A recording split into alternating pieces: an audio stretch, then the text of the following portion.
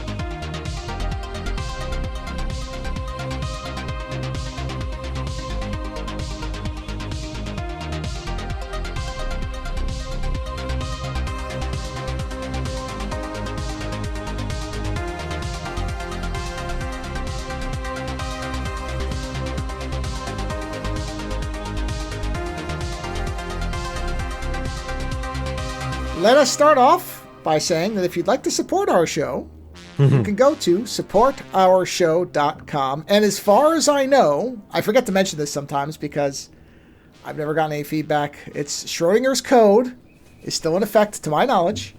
So OZONE can get you, I think, some quantity of months free on Libsyn if you so desire. Or not. I don't know.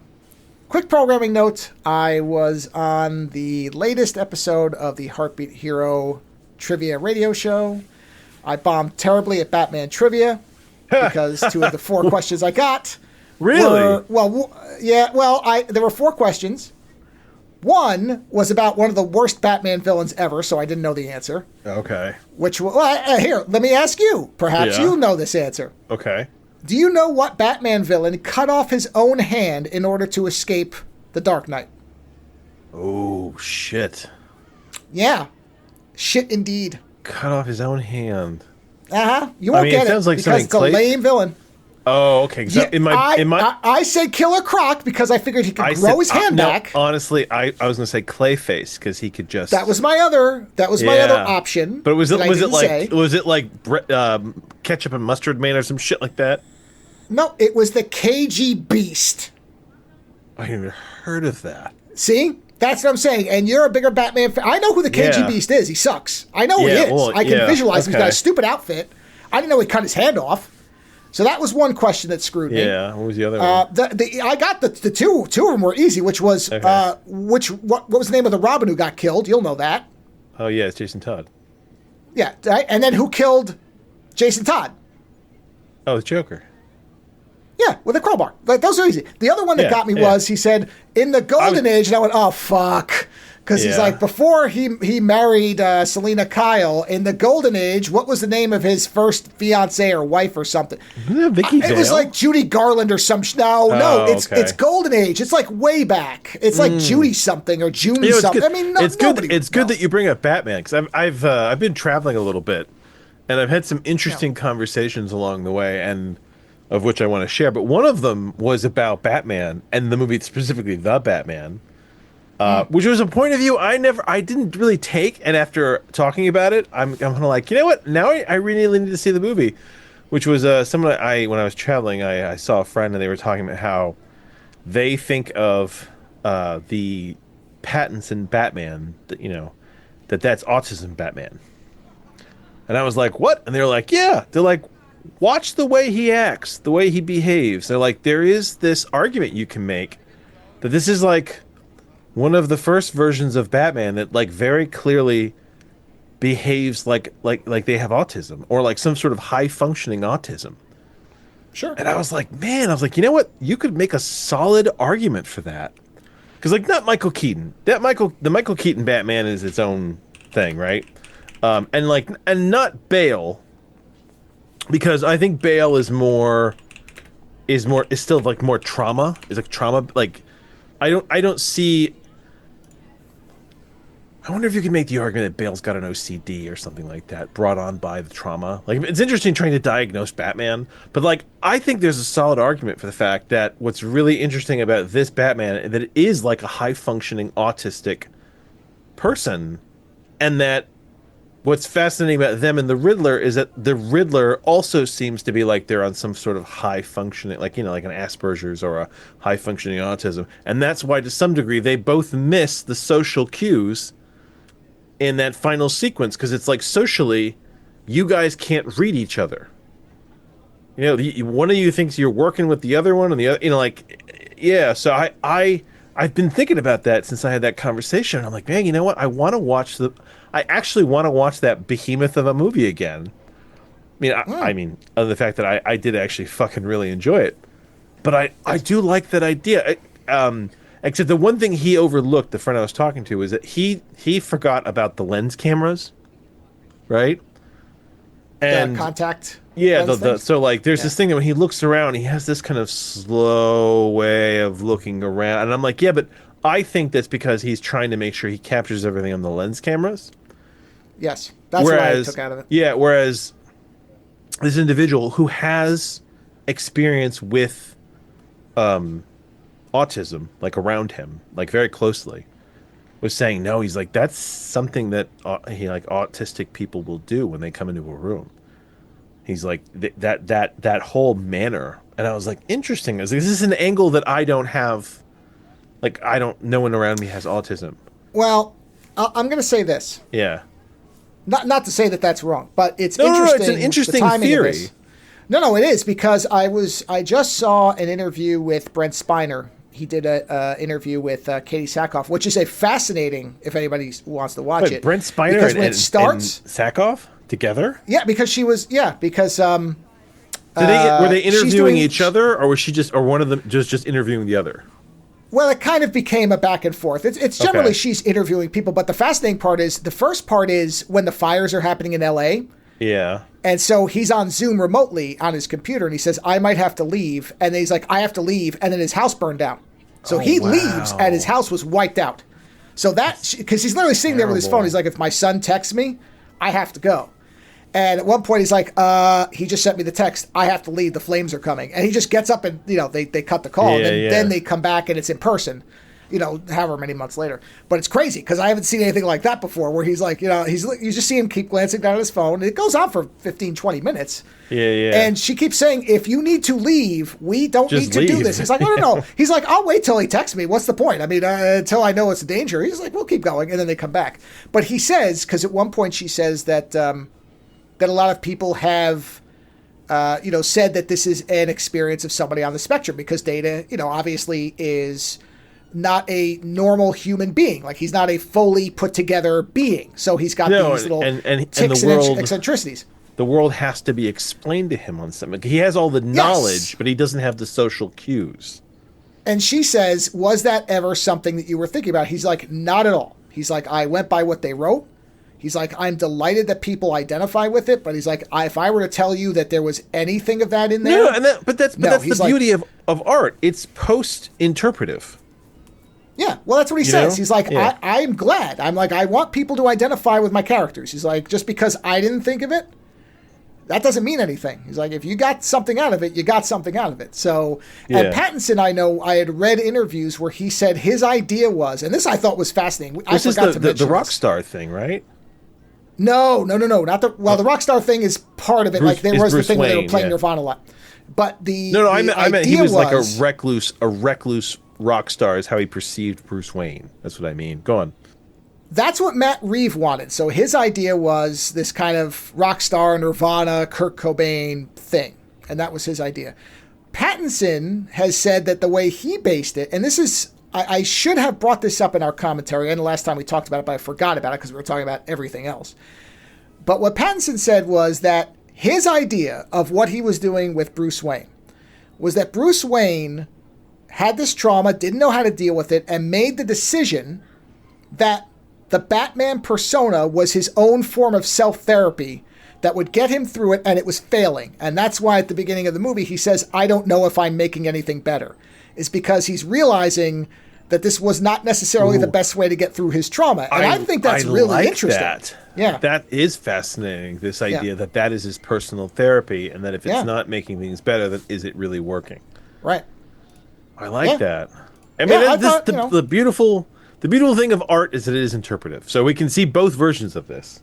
Right. And I think that because the idea that he has autism and the idea that he almost can't really commune with people anymore outside of through like a certain avenue where he is, because like even the way he connects to Catwoman, it's very specifically through Batman.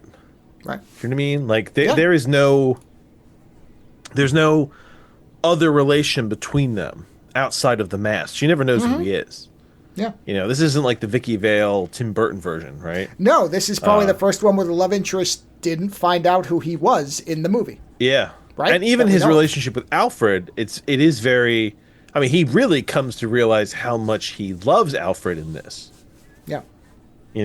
So yeah, it was an interesting alternate vision that I don't have access to that kind of, Well, it also changes the context of the line where he says, I didn't think I would feel this fear again. Yeah. Because he thought he'd gotten through it. So it's... yeah. And this is the thing. You are correct in that it really doesn't matter what the intent of the people involved is, because art is interpreted by the people seeing it. So it is great to hear, that even if they had one idea for it, that somebody else could see it that way. I mean, there's nothing... The spectrum thing makes complete sense, because he does at times seem like he positions his body very strangely at times, like he's constantly under assault, and when he even when fights, he's just standing there. But then when he finally fights, the way he unleashes his body in those fight sequences, it is like he's going into like a fugue state. A fugue state, it is. Yeah, the way, I mean, because Bale was very ninja. Everything about Bale was very sort of measured, and you could see the fight sequences were very, very choreographed, and the same with Tim Burton, right? Like, and Michael Keaton, his fight sequence had to be because he couldn't turn his head. But like when Pattinson starts fighting, it's like an angry boxer wading into like a crowd. You know what I mean? Like, he's very measured, but at times, like especially with but when he like starts fighting a whole bunch of people, I mean, there's what is it? I am vengeance, right? There's rage that gets out. Yeah. So anyway, I just thought that was an interesting angle to take on that. Yeah. But honestly, did you see that today the Louvre employees went on strike? No, I read that they were thinking of it. I didn't know it actually had happened. The employees of the Louvre strike. Struck. Is the past tense? Went on strike. I think it's went on strike or on strike. Went on strike. Okay, they went on strike because essentially the Louvre has got lots of... it's behind on its updates, and there's just too many fucking people. They said something like there's twice the number of people moving through that building that was ever intended with the current setup they've got, right? There's too many people. They just can't handle it. It doesn't have the ventilation it needs. I guess one of the directors says there was a leaked letter that came out that was like, the Louvre is no longer waterproof. Like, moisture is getting in there, which if you're maintaining priceless works of art, that's a really fucking bad thing. And then just the crowds are just overwhelming. I mean, so I feel bad because I went to Paris in the winter.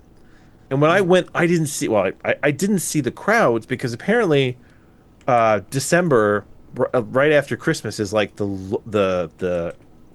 It's, for me, it's the best time of year to go because a lot of people don't travel that time of year to Paris.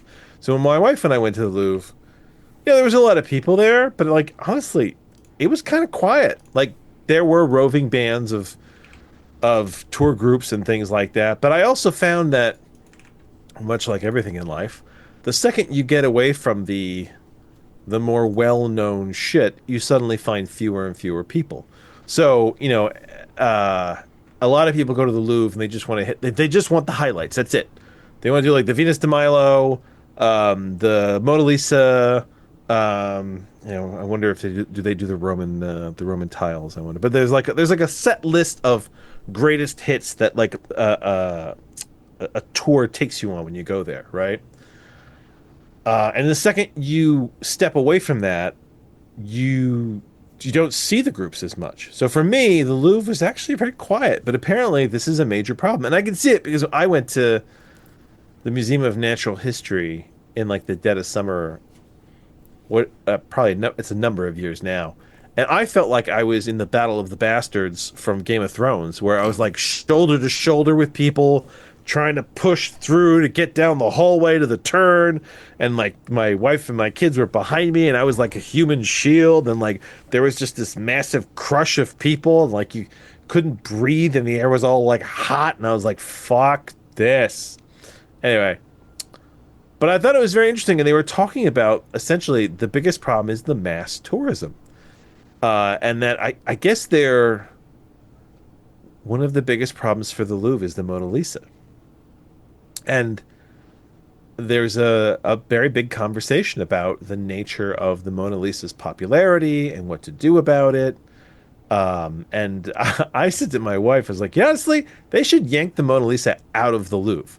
They should give it its own little like cabin somewhere in Paris, charge tickets just for it, and take the money they make from that to help, update the Louvre.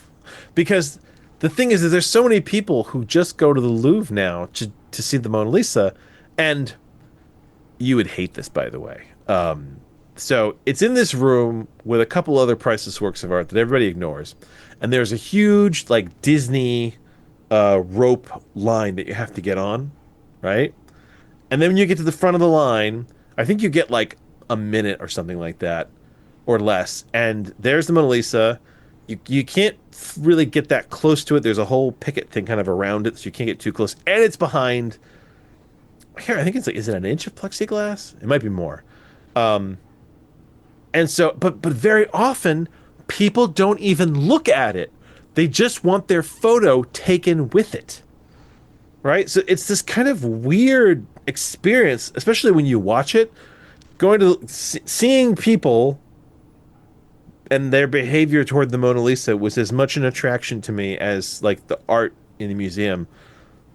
Like psychologically, it's so fascinating because it's a painting that's become so iconic and so fetishized that the painting itself no longer seems to matter. It's just that it is a thing. And so, yeah, there's people, they're not even looking at it. They're just there to take a picture with it. You know, yeah, it's so strange. I wonder how few people would see the Mona Lisa if selfies were not permitted. But it's this strange thing because you have this painting that has some kind of iconic status, which honestly I don't even think is Da Vinci's best work. It is Go on, hysterical that you please. say this because Yeah. the timing. Because on my last art stream, I Yeah. actually used that exact comparison. What was it? What was it in regards to? I said something about the fact that I was talking about how when people make movies or media, and they make a second one that isn't as good as the first one. I'm like, well, who's even to say? And one of the things I said is, because some people think the Mona Lisa is his best work. Am I not supposed to look at anything else? I don't even think it's his best work, but just everybody does, I guess. And so what? None of the rest of it counts because that's the best one, and he's never going to be able to top it. It was a rant about that, so it's just funny you bring that up because I agree. I don't think the Mona Lisa is by any stretch the best work, but Yeah, everybody else does. And when I was at the Louvre, I went during the Da Vinci exhibit, right? And I guess they chose not to move the Mona Lisa into the Da Vinci exhibit because they didn't want to cause problems for the rest of his work, right? Sure, Which I was very happy about that's good because yeah. I didn't want to deal with that kind of crowding. Otherwise, yeah, I mean the rest of his work is so incredible. Like the Mona Lisa, honestly, when you put it up against the rest of his work, listen, it's a lovely portrait, but like the rest of his stuff, there's a lot that's way better. In fact, I think one of my, if you're just in the realm of women's portraits, there's a painting that I can't remember the name of it now, but I always refer to it as the girl with the fuck you eyes, because it's this beautiful portrait of a younger woman, and she's giving this look at painter or whatever, and the eyes just say "fuck you," and I'm always like, man, I was like there's just this defiance in that expression. I fucking love it, and I always forget what its actual name is because in my brain, it's always just called the girl with the "fuck you" eyes. But I love that painting, and this goes back to criticism, right? Is that there's a realm of art where art is whatever you like, and then there's a realm of art where people go, but this is an iconic painting, right? And to some degree, I feel like the Mona Lisa is only as big as it is because it has a story behind it, which is, it was stolen and then it was missing for years and then it came back. And then I think since then, it's taken on some kind of legendary status that I don't think it deserves. And at the same time, I'm glad that people are so focused on it because they don't destroy the other art in the museum. Like, it's gonna sound bad, but it's like if you're gonna if you're gonna just try to destroy a painting of Da Vinci's, I'm fine with you going after the Mona Lisa as like your fixation point. That way, the rest of his work doesn't have to worry so much. And the Mona Lisa, which is not a great painting of his, can sit there behind, a foot of plexiglass and a Disney line, and it's just so silly. Like the whole thing, I would love to go to the Louvre with you because I think that the farcical nature of that situation would absolutely stun you. Just watching it, watching people not look at the painting after waiting online for like 15, 20 minutes. Oh, I've seen video of it. There's people who've taken video of how stupid it is. I also think most people aren't aware if they've never actually looked at it in its proper what's the word for it? In its scale. It's really small. Yeah. It's not a huge painting. People think it's some big 24 by 36 painting because you always see it blown up, and it's like it's small. Big, yeah. You know what is a much bigger painting than I expected?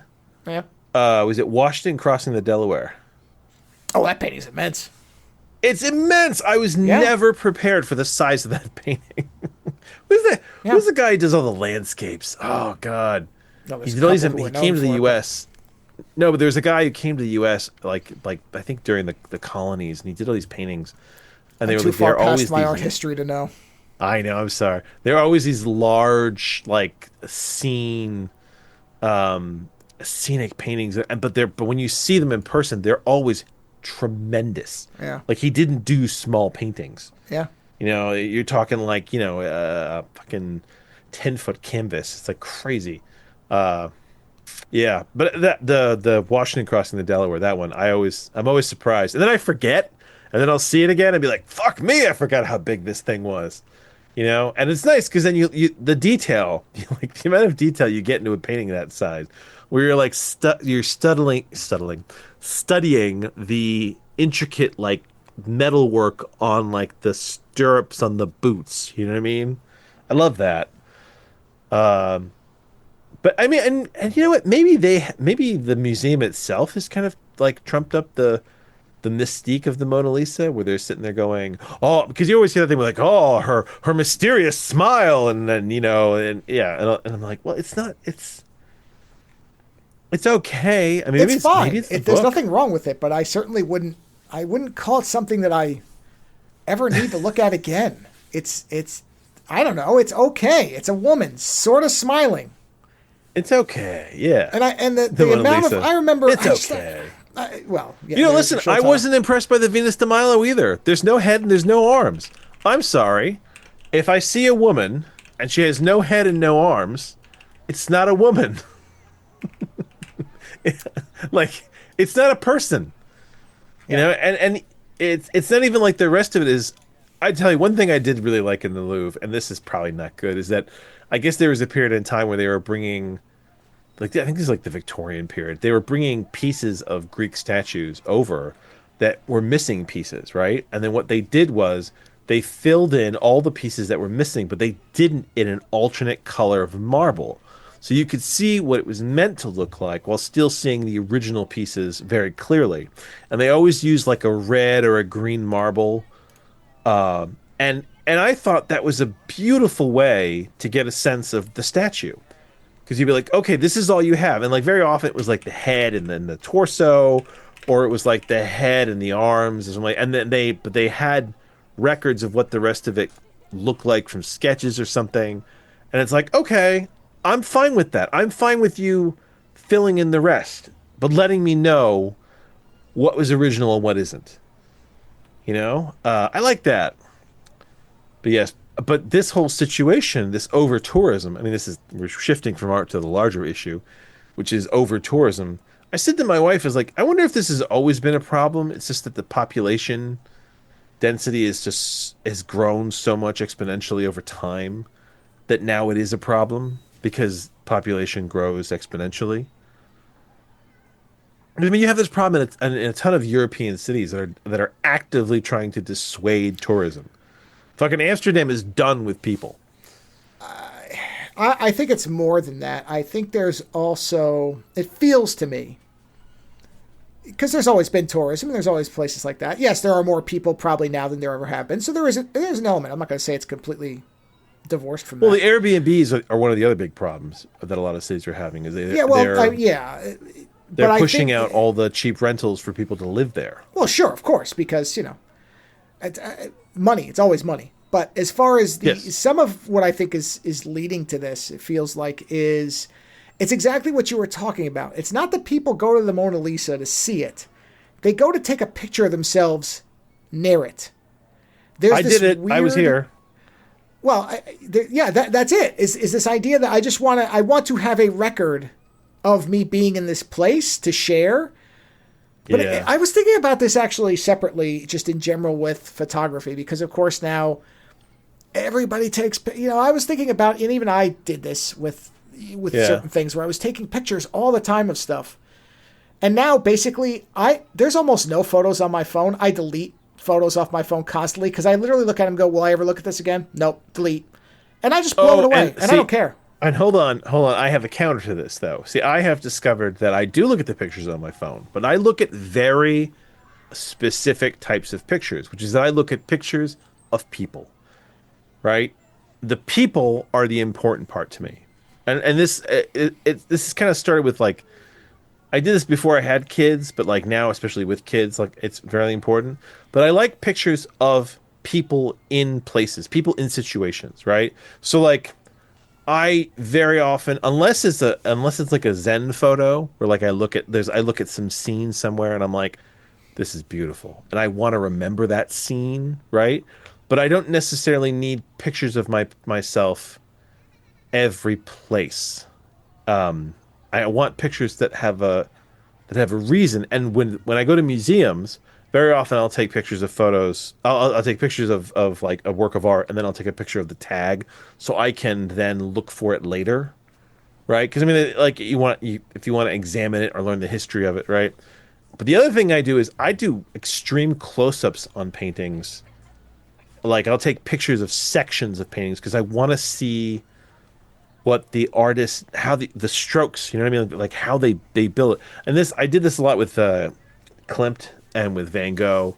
When I was in Vienna, I would get to a Klimt painting, and there's no glass on these things. So you can get right up on them, and I would get pretty close, and then hit the zoom on my camera so that I was like I was fucking in the painting, and I would take these close up, like super close up shots of like maybe a fourth of the painting, or sometimes like like a third of the painting, something even smaller.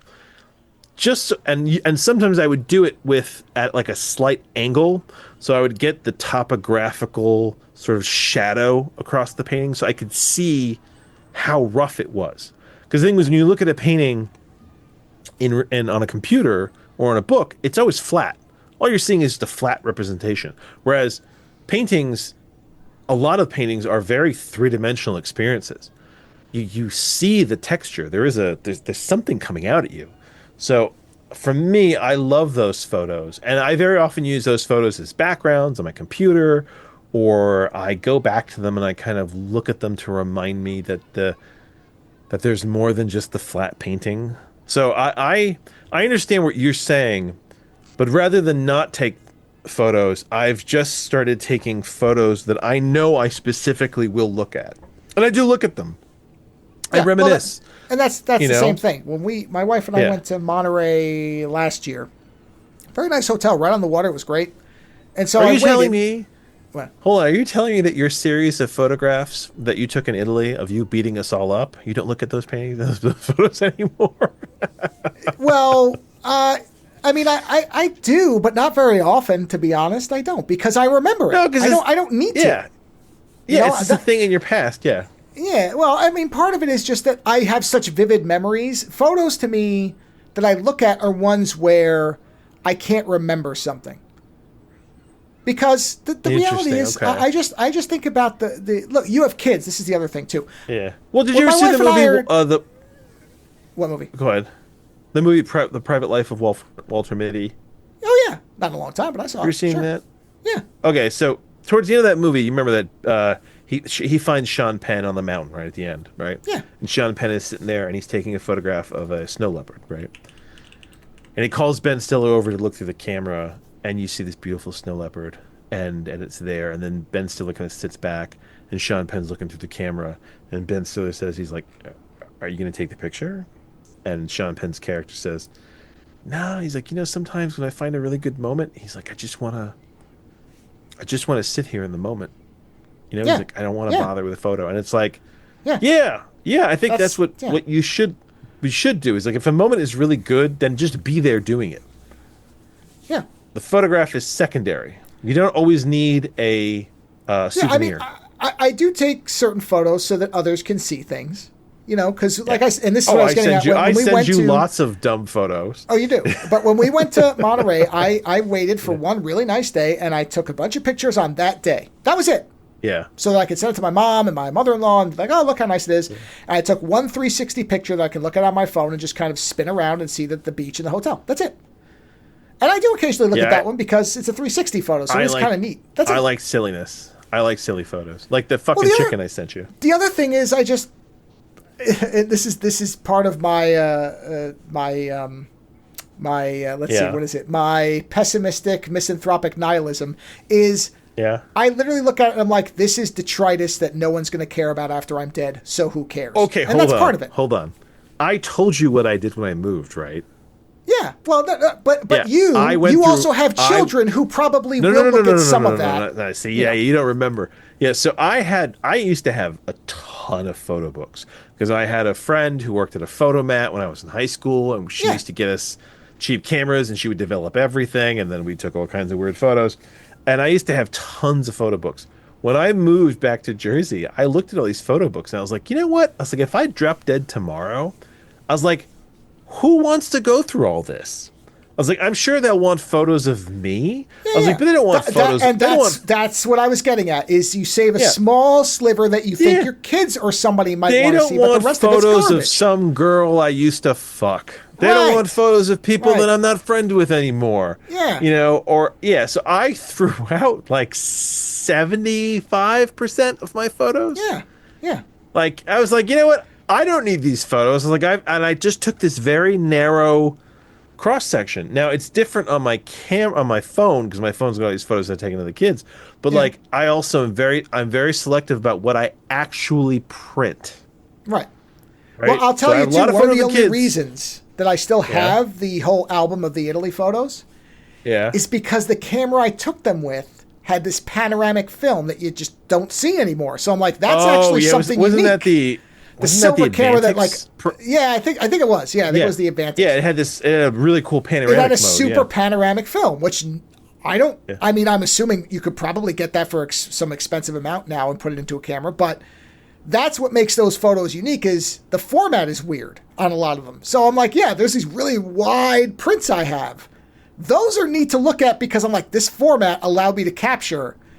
Like the whole, like I did verticals of the canals in Venice where you can see from the top to the bottom. Yes, you did. That's neat because now that looks like something that somebody would tell AI to generate. And it's like, well, no, you could do it with film. And that's I got these like a neat Yeah. one of a bird across a what But do you no, call it? A but I understand what clothesline. you mean. Everybody has this need now to try to make sure that they've recorded their travels to be like, Yeah. look, I was here. Look, I was there with this. And it's like, maybe it's not important as important to record that you were there with it than to remember the full Yeah. experience of having Yeah. seen that painting. Right. To having actually Yeah. been there with it. But honestly, that's really hard to do with the Mona Lisa because it's behind fucking bulletproof Or glass. like I took a bunch of photos at the Otherworld because, Well, that was just fun. well, not only that, but the likelihood of two people getting the same photo of that because of how changeable it Yeah. is really interesting, and they are like works of art. It's Yeah. because I of all also the color and delete- everything. Yeah, but you also delete a lot of photos too. So like I think that sometimes, especially with my camera being in my phone now, it's like, well, I'll take a lot of pictures and I'll throw out like, 2 out of every 3 photos I take, I throw out. I only keep the best ones now. Yeah. So like there's a lot of photos I took of you and your wife and kids and all this stuff, and it's like, yeah, only some of those are worth keeping. Yeah. I guess the iconic ones, I suppose, which we did take one of you that I do think is the most you photo like I've ever taken. Is that the one where I'm shooting the lasers or whatever? Yes. Yeah. And to me, the one that I like is the selfie in the room of mirrors where I'm, it's all reflected back. Like that's a neat picture. That's a neat picture of me. Yeah. I actually like. But That's it. So yeah, the rest of them, people. I'll look at them here and there, but I'll probably eventually start willowing those down into the ones that are, the most interesting. Yeah, and a lot of and the thing is, a lot of people take photos they never look at. That's yes, yeah, Yeah. and literally that's- have their phones or whatever. Well, it's phones really, full of these photos.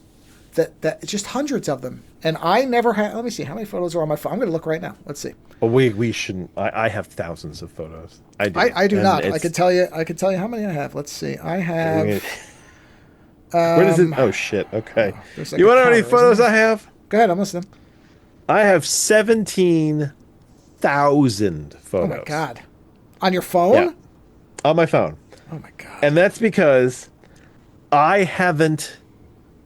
They're on my computer. I've backed them up, right? Mm-hmm. But I haven't unloaded my phone. So let's see. I have Where's my 133, and I'll be honest, 2010. half of them. Wait, let me see. 2010. I haven't unloaded my phone since 2010. And you know why? I'll give you a reason why. Yeah. If tomorrow something happened to me Mm. and I was dying and I was alone, right? Yeah. Yeah. The last thing I would want to see before I died was pictures of my kids. And so having my phone and having all these pictures there, I can sit there and I can look at my kids as I die if that situation should come up. And I've been in some situations where I was really ill. Like when I had COVID and I was isolated, right? Yeah. I looked at photos of my kids and like us doing things together and just us doing boring things together. And it made me feel better because it reminded me that there were other times that were better. Sure. Even when they were boring. So it's like, for me, it's a very different philosophical Well, experience. that's why I said you have kids. It's different. So, Yeah. of my 133, half of them are probably my magic cards that I've sent, people like works in progress. There's a bunch of just like the sky and clouds to put in my paintings, Yeah. stuff like that. And some of the pizzas I made because they come out really well. Oh, that's hilarious. Check out this pizza. Yeah. But my wife's the same Well, way. there She you go. doesn't, You she doesn't take take pictures of me. I don't take pictures of her. We just don't do that. It's just not. But we don't have kids, so I do take pictures of my wife because I do like to see my wife. yeah. I don't know. And I do like, I do like pictures of my wife. wife and me because it does track my psychotic fashion sense through time. Well, there is that. That's the Whereas other mine thing. has really not changed at Is all, the- ever. So that's another thing is outside of my hairline receding, there's nothing different about me. Outside of just age stuff. But otherwise, I look identical now. As I always I have. don't look identical at all. My body's Yeah. changed. My my shoulder line has That's what I changed. mean. Mine hasn't. My fucking So again, hats, there's not much to track, really. Yeah. I've So had the same sunglasses since we got back from Italy. I literally still have the same Oakleys that I had in 2001. I've never changed them because they last. you like what you like. Some things. Well, I just spent a lot of last. money on them. They fucking should last, and they have. And I've talked about them. Yeah. They were, there are Also, things you spend do money on, and they contacts, last. right? Yeah, You do contacts. Yeah. Mhm. Yeah, I don't. I have to do prescription lenses because I don't have contacts. So Yeah. I think I've gone through sunglasses more quickly. I don't even think So- I could get prescription lenses for these because they don't make them anymore. I mean, they haven't made them in Probably years. not. No, I So don't know if you brought them to certain places. Well, I But could either way, probably, getting back to the larger- hire somebody to do it, but But getting back to the larger idea of over tourism and the people feeling the need to photograph themselves at places. Yeah. Yes, people, and the thing is that when because we have this sort of like check mark, I did this mindset, you end up in this mode where you're like, I need to go. I have. There are these tours that go to the Louvre, and you're in the Louvre for like I think they're there for an hour or like an hour and a half or something like that. And I said to my wife, I was like, "The fuck do you do in the Louvre for an hour and a half?" Yeah. We were there for almost the entirety of a day, and we still didn't get through everything. My wife gave up somewhere around the excessive religious paintings. She said we had been there since like 8 o'clock that morning, and I think it was like 5 or 6. Like it was getting near closing, but like I was still going. And she was like, "Dude," she's like, "I'm fucking done with the Jesus paintings." She's like, "I don't want to look at any more fucking paintings of Jesus. I'm good." And I'm like, "Yeah, but if we keep going, we'll get past the Jesus painting." She's like, "Nope, that's it." And I'm like, "Okay." I couldn't fault her. We had seen a lot of shit. But we'd also started the day with the Da Vinci exhibit, which is like that's hard to come after. You know what I mean? Yeah. But it's the way my mind works. I don't need proof that I was at the Louvre. Right. I'm gonna use this word, but very sort of loosely. My soul knows that I was there.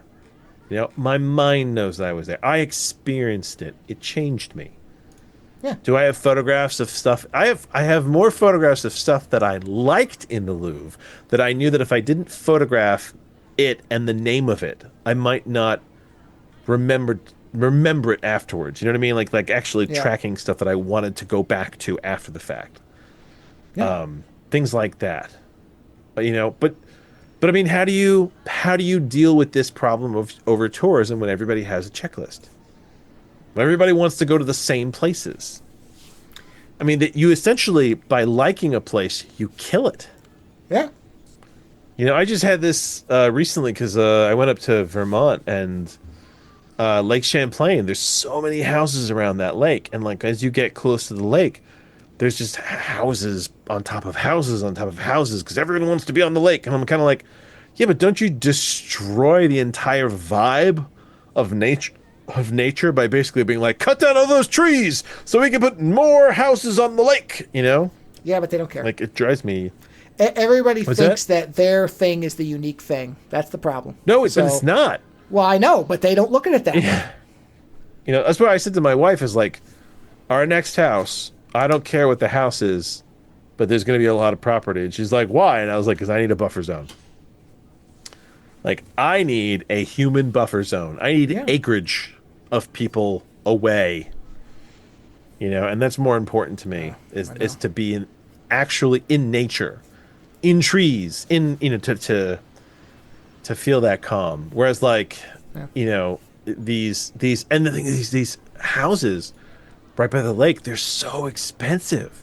They're so expensive, and they're like these tiny little cabins. But because they're right, and it's this whole, you know, location. I'm like, Jesus, it's like you could not pay me to live here. I would go insane. But I mean, this is also like, you know, people who want apartments in Manhattan, where they're like, I will pay the cost of a mansion to have a 2-bedroom apartment in Manhattan. I'm like, but why? Yeah. Ugh. Because they want to say I've got an apartment in Manhattan. That's why. I know, but so how do you deal with it?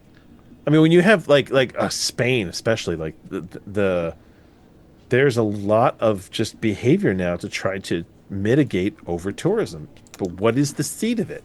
Is it just that everybody wants to see these things? And everyone has a unique experience. Everyone thinks their experience is unique. They don't realize that they're doing it with like several million people. Well, okay. There's two parts to that. So as far as whether your experience is unique, just because a million other people have it, that doesn't mean anything. But I think the issue is that most people only want the experience because they want to not be left out. Not because look, let's say, what's the clip, right? The kiss, right? Okay. Yeah. Have you ever seen the original of that? You said yes or no? Oh, I have. The original? Yes. Okay. Right. Yes. Now, I'm sure a million other people have seen it. The same in the room with it, looking at it, right? But your experience is your experience because you have a connection to that piece of art. Yes. Right?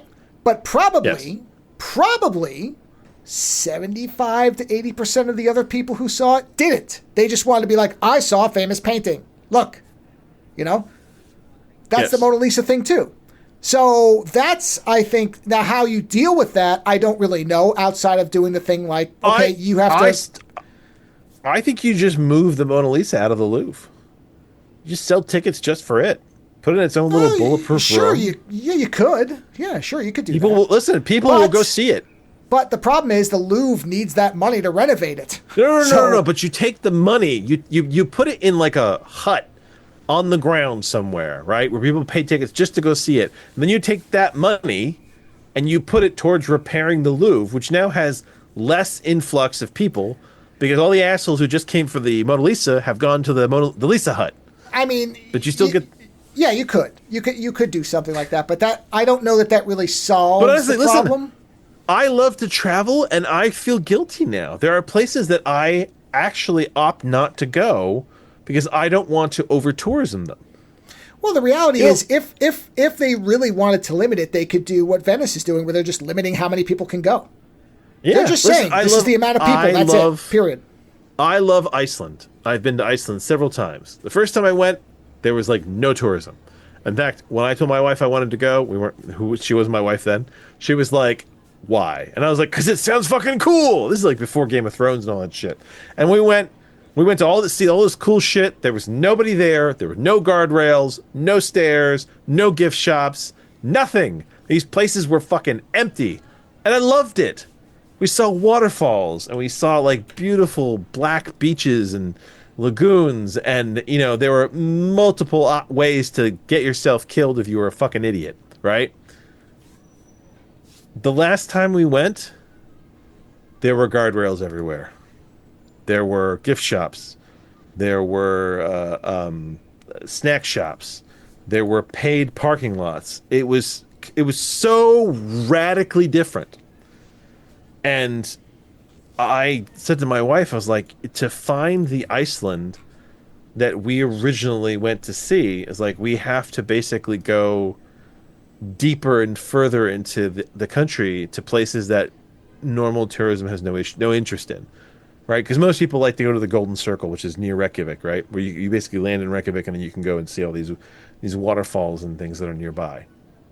You have to venture away from there and go to the remote places to really get a sense of what it was like before, right? But there's a part of me that's like, but you know what? Is that what everyone's doing? Is everyone mounting up and going to the more remote parts so that we're going to turn that into fucking Disneyland as well? Yeah, eventually. Because the fear is that everything gets turned into Disneyland. Because there's a commercial making fun of this. That's how well known it is, where somebody comes out. I think it's an insurance commercial for something. You see a guy comes out to like the middle of nowhere, and there's this beautiful river and trees, and he says, wow. He's like, this is great. I just wonder how long it's going to last. And you hear somebody say, hey, fam, and he turns around, somebody's got a selfie stick, and there's a line. And he's like, shit. Selfie sticks, yeah. Like Luckily, minutes. I've never been guilty of that sin. No, but what I'm saying is he literally said, this is not going to last. They'll figure this out. And sure enough, he turns around and there's a line of people. If you find a beautiful place in this world, you're almost inclined to keep it to yourself. No, I agree. But the thing is, don't put it online. Don't put it on your Instagram. No. That's impossible. Have to. Need clicks. Need views. Oh, that's what I'm saying. Well, yeah, but if I know, isn't the worst part? Where it's like, yeah, but if you think it's really beautiful, keep it to yourself. No, I agree. Don't share but nobody does that. You know? Nobody does that. My wife and my were watching this video recently about, was it one of the Greek islands? And the video was basically like, it was a travel thing, and it was like, we're always looking to find out where we want to go, and they were like, this is what this island is actually like, and essentially, the the Instagramness has kind of made it so that all these people come and they all want selfies in front of like these certain spots. So when you're walking through town, there's like a ton of people there. Everyone wants to be there, and then there's these huge lines to take selfie photos in certain places. Where if you take them, it looks like you're all alone there, and it's all beautiful. And it doesn't. You can't see the 100 people online right behind you. Like it's there's such an illusion. I mean, we had this with there's a really cool ravine out in the Midwest that's on Native American land, and we've seen photos of it, and it's just this beautiful thing. Well, when you go there, there's a fucking ton of people, and what they do is they like stop the tour and they let you walk a little bit ahead, right? And then you take a photo that looks like you're alone, but otherwise you're there with like 100 people. So it's like, oh man, it's like, and for me, an introvert, I'm always looking for a solitary experience to like think about it, to feel it. Like when I was in Iceland, I went on this tour where they take you through one of the what do you call it? One of the glaciers, right? They made this tunnel through one of the glaciers, and you go, and it's part of it's this whole thing to show you what global warming is doing, and everything like that. But it's a really interesting environment, and I remember we were leaving, and we were kind of going back through this series of tunnels, and I just started to lag, and then lag a little bit more, and the next thing you know, I found myself alone, just for a little bit.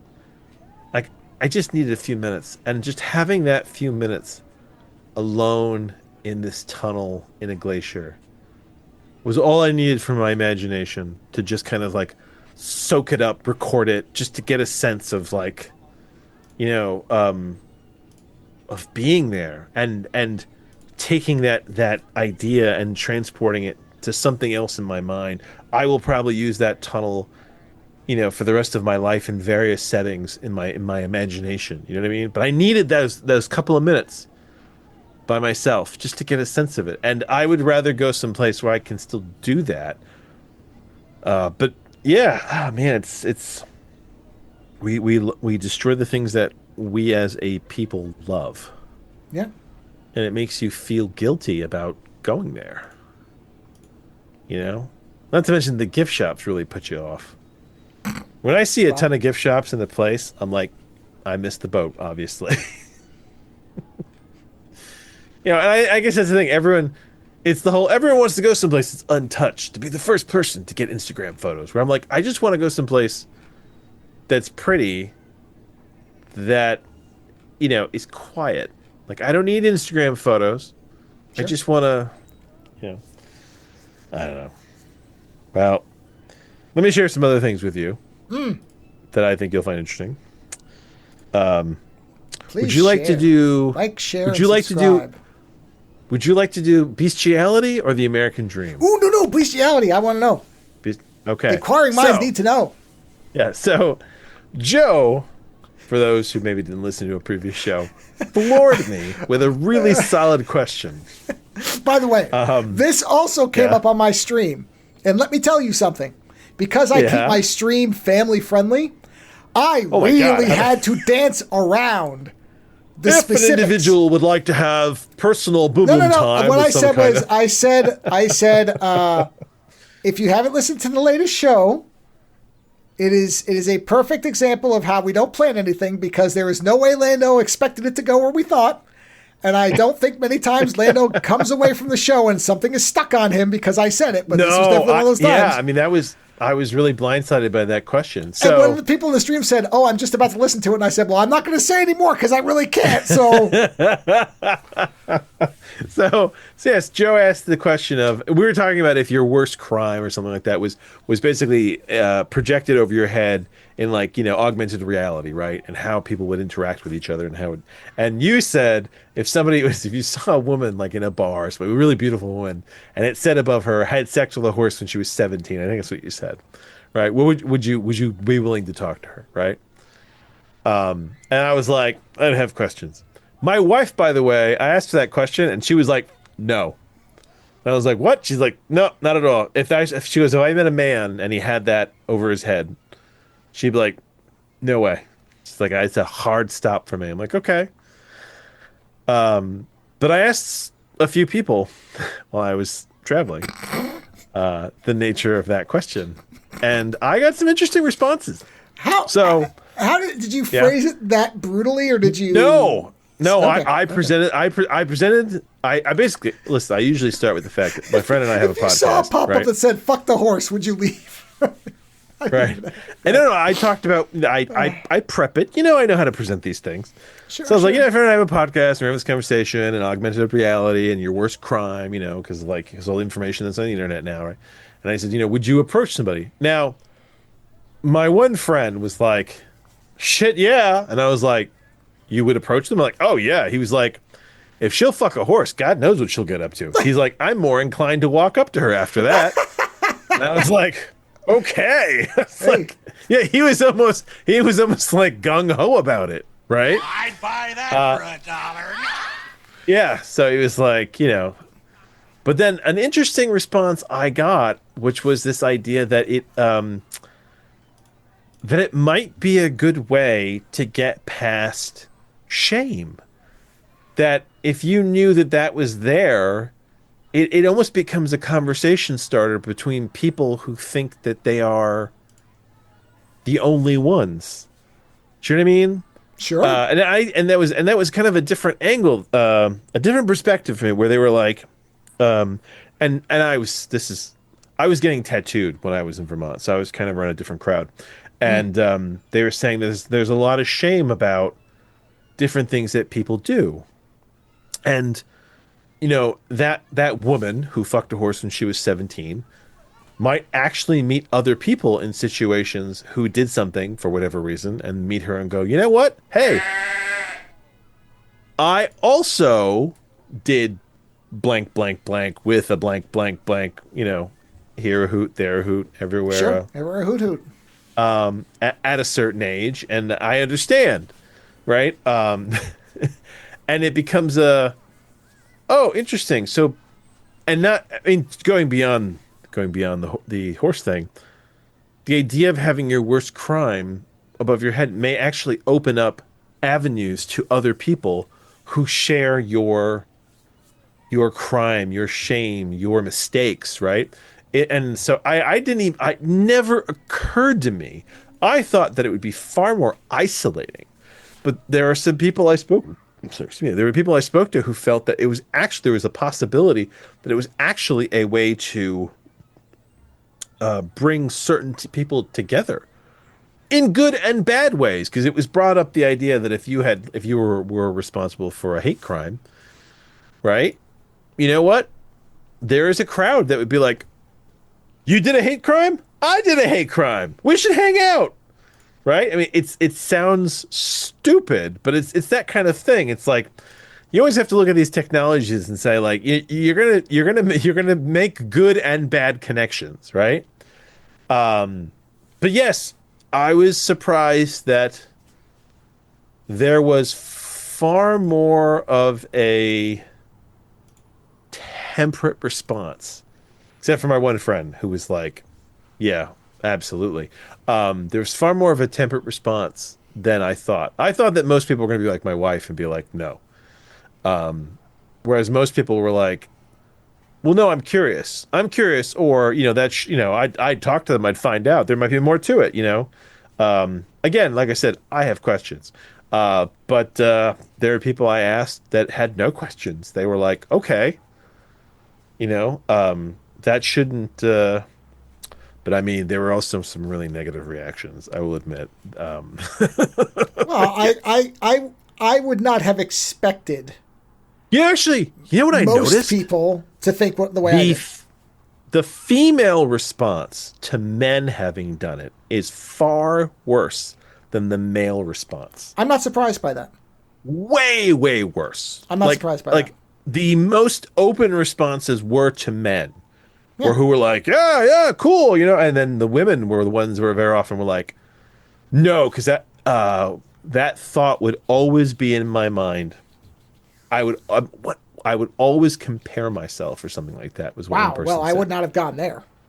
And I was like, really? But that's That the would thing. not have been why I would think most women would object. I think most women would object because they would be like, okay, this individual only cares about physical, so what possible fidelity could there be? No, that was actually one angle on it. This idea that I would Comparison always compare point. myself. I would always wonder, would you rather have that than this? Like, yeah, Oh, well, okay.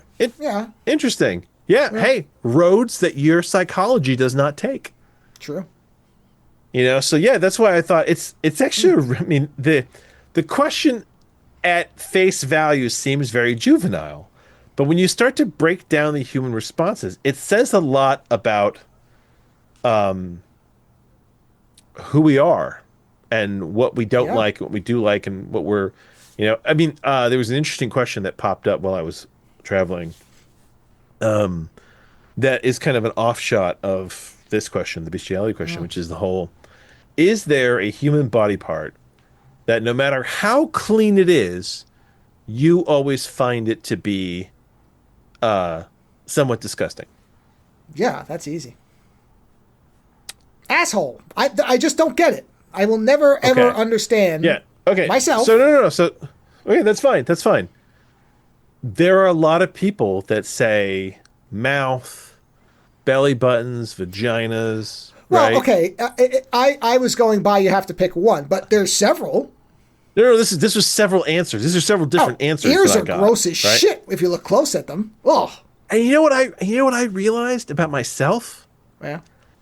I don't have an issue with any single part of the body. I look at the whole thing and think to myself, no, it's fine. Like, there is no part of the body that you can present me that I don't think that there's a certain level of sexualization. It doesn't occur to me. And my wife is kind of like, well, I think my wife was like you. She was like, yeah, butts. And I'm like, or buttholes, whatever. And I was like, no, I'm fine. I'm fine with all of it. I was like, I'm fine with the full register of the human physical experience, which I guess I'm the outlier there because everyone seems to have some kind of hang up. Everyone I spoke to has some body part, whereas I can't come up with one that I'm like, that's gross or that's just no. And it's not even like I have a fetish for something. Like, you were like, you said you just don't understand the thing with buttholes, right? You don't understand anal, I don't right? understand. Now, I want to be clear. The fixation. No, I just don't understand how anyone. I have no trouble understanding how some people find it a point of entry worth exploring. That's fine. It's not for me, but that's fine. Okay. I've never seen an image of an asshole that doesn't look alien and strange to me. Period. Nothing to do. Well, listen, when you look at it on its own, any part of the body. Well, that's how I took your question, was literally looking at the part. No, but like just that grosses you out. Like in general, no matter I how misunderstood. clean it is, I was literally going from a visual perspective. No, not as like a still photo. Because listen, if we're doing the whole still photo things, there's lots of weird shit in the body. Yeah, okay, well, that's what I did because I go visual first. No, so not I'm as a still I literally photo, had an image of a goatsy person spreading their ass, and I'm like, yeah, that's not going to be good for me. As the part of the body that no matter how clean it is, you would avoid on your partner. Oh no. I mean, if we're stipulating that it's clean, then I'm like you. I don't care. Yes. Well, there you go. Then I don't care, but there's so many people that do. Well, I mean, not my friend that has no issues with the horses. He was fine with all of it too. I guess there's a personality type. Well, and it also has to do with the experience, right? All somebody has to have is one bad experience, right? In some way, and that can ruin it. I mean, there's. Depending on how bad one experience is, it can ruin people for things. You have a bad case of food poisoning with tofu, you're never going to eat it again. The wrong time in your life, the wrong kind of trauma. Yes, exactly. It sets, So there's lots tied it, but no, okay. Outside the visuals, no, I don't care. No, just as like a body part on a partner. Yeah, no. Yeah. No, there's people that are grossed out by mouths and belly buttons and like all this, and I'm just like, I mean, again, as long as I know it's clean, then the rest doesn't really matter to me. You know? Yeah, it's like, okay, take a shower. We're good. Because also, But you know what? Listen, yeah. but the thing is, I think about my college experience, and let me tell you, there's a lot of stuff that happened where there were no showers. It was sweaty and gross, and I think that was part of what made it so great. Okay. I'm sorry. Well, yes. The sweaty and dirty part, no, it's not even that. But there are certain things that you would want to be clean. Yeah. I Okay, told you about the, listen. the Let's just leather be thing, honest. right? If whatever woman you were with, are you going to tell me Yeah. that Yeah. if that woman laid down on her stomach and you saw a piece of toilet paper coming out with something on it, you were going to keep going? Because I'll tell you right there, that's my hard stop. Toilet paper is your hard stuff. Yeah, that's a hard stop for me. I'm sorry. I never ran into it. I'm not speaking from a bad experience. I'm just saying that that would be the part where I'd be like, I'd have questions. Yeah. I wouldn't have questions. I would have my shoes on and I would be walking out the door. I'm like, nope. No, you would at that point you'd be like, "Hey, sweetheart, let's take a shower." You know what? I think I would be so grossed out. I don't think that would even occur to me. I'll just be honest. I don't think it would occur to me. But you know me, I'm more of a germaphobe than you are with certain things. I am not. I am not a germaphobe. I'm not a germaphobe, but I'm. If there's one side that doesn't care if you're filthy and the other side's germaphobe, I'm past the middle line towards germaphobe. I know that. I had a friend. We had a friend, and she was glorious.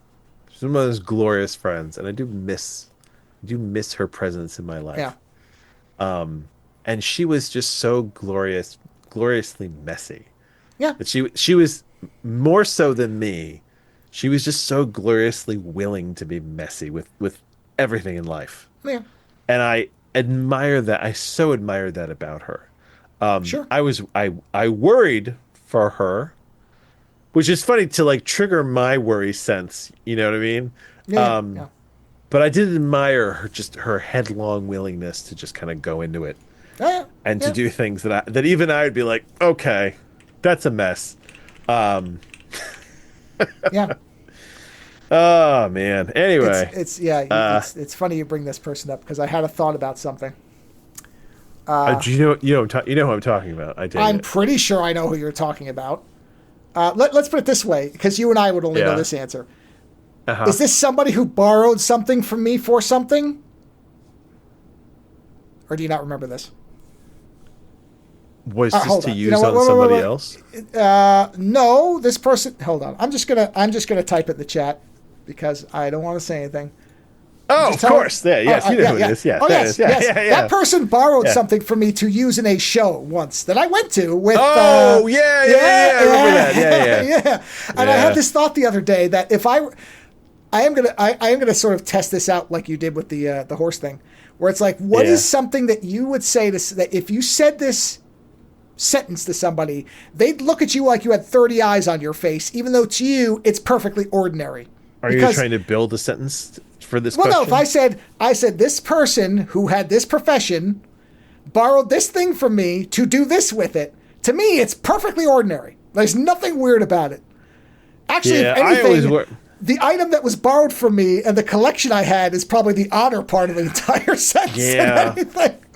Yeah, and this is a friend who had a non-traditional job eventually, and yeah, I you know, it's funny. I feel bad because I came to worry that they thought that somehow I thought less of their lifestyle. Whereas the reality is I always adored them and I adored everything that they did. I just worried for them. In the same way that you worry about like a sister or a brother, you know what I mean? And I think this person was charmed because I was always like a wide-eyed, like, really? Oh, tell me the mechanics of how that works. Whereas I wasn't allowed to go to these things. Yeah, and I was. Because they said that if they made eye contact with me, they'd break character. And I was like, why does everyone else get to go, but I don't? It wasn't. Man, and that show, I was so out of place in that place. Yeah. Anyway. we'll keep our secret conversation to the Yeah, minimum yeah. here. I want to share with you my Hunter S. Thompson experience, though. Oh man. And I'm currently reading Fear and Loathing on the Campaign Trail Oh, 72. oh, well then this will be good for you. So, What a book. I often think that some of Hunter S. Thompson's interactions in his books seem very sort of set up, right? That they're not really real. Well, they are. But then I get out into the world, and I have these fucking meetings with people randomly that I'm like, holy shit, that's something out of a goddamn book. And today, I was on the road, and I stopped in the Lake George area to basically get lunch. I hate Lake George. You're talking about over tourism. That place is a fucking tourist trap. But I got to speaking to a woman at a restaurant. Not a restaurant. It was like a pizza dive joint, is really what it was. And she was from Jamaica. And she was part of a company that basically brings people from Jamaica over to work jobs in the New England area for the tourist season, right?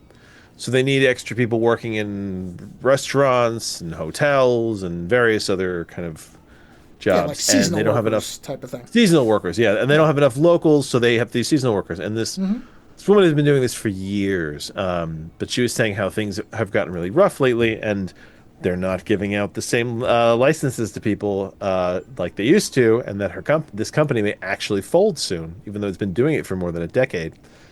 And this year, 10 girls applied, and only 4 were given permission to come up and work. And she was talking about how she, we had talked about all this, and I think that she was worried at first talking to us because, this is an interesting climate to talk about immigration.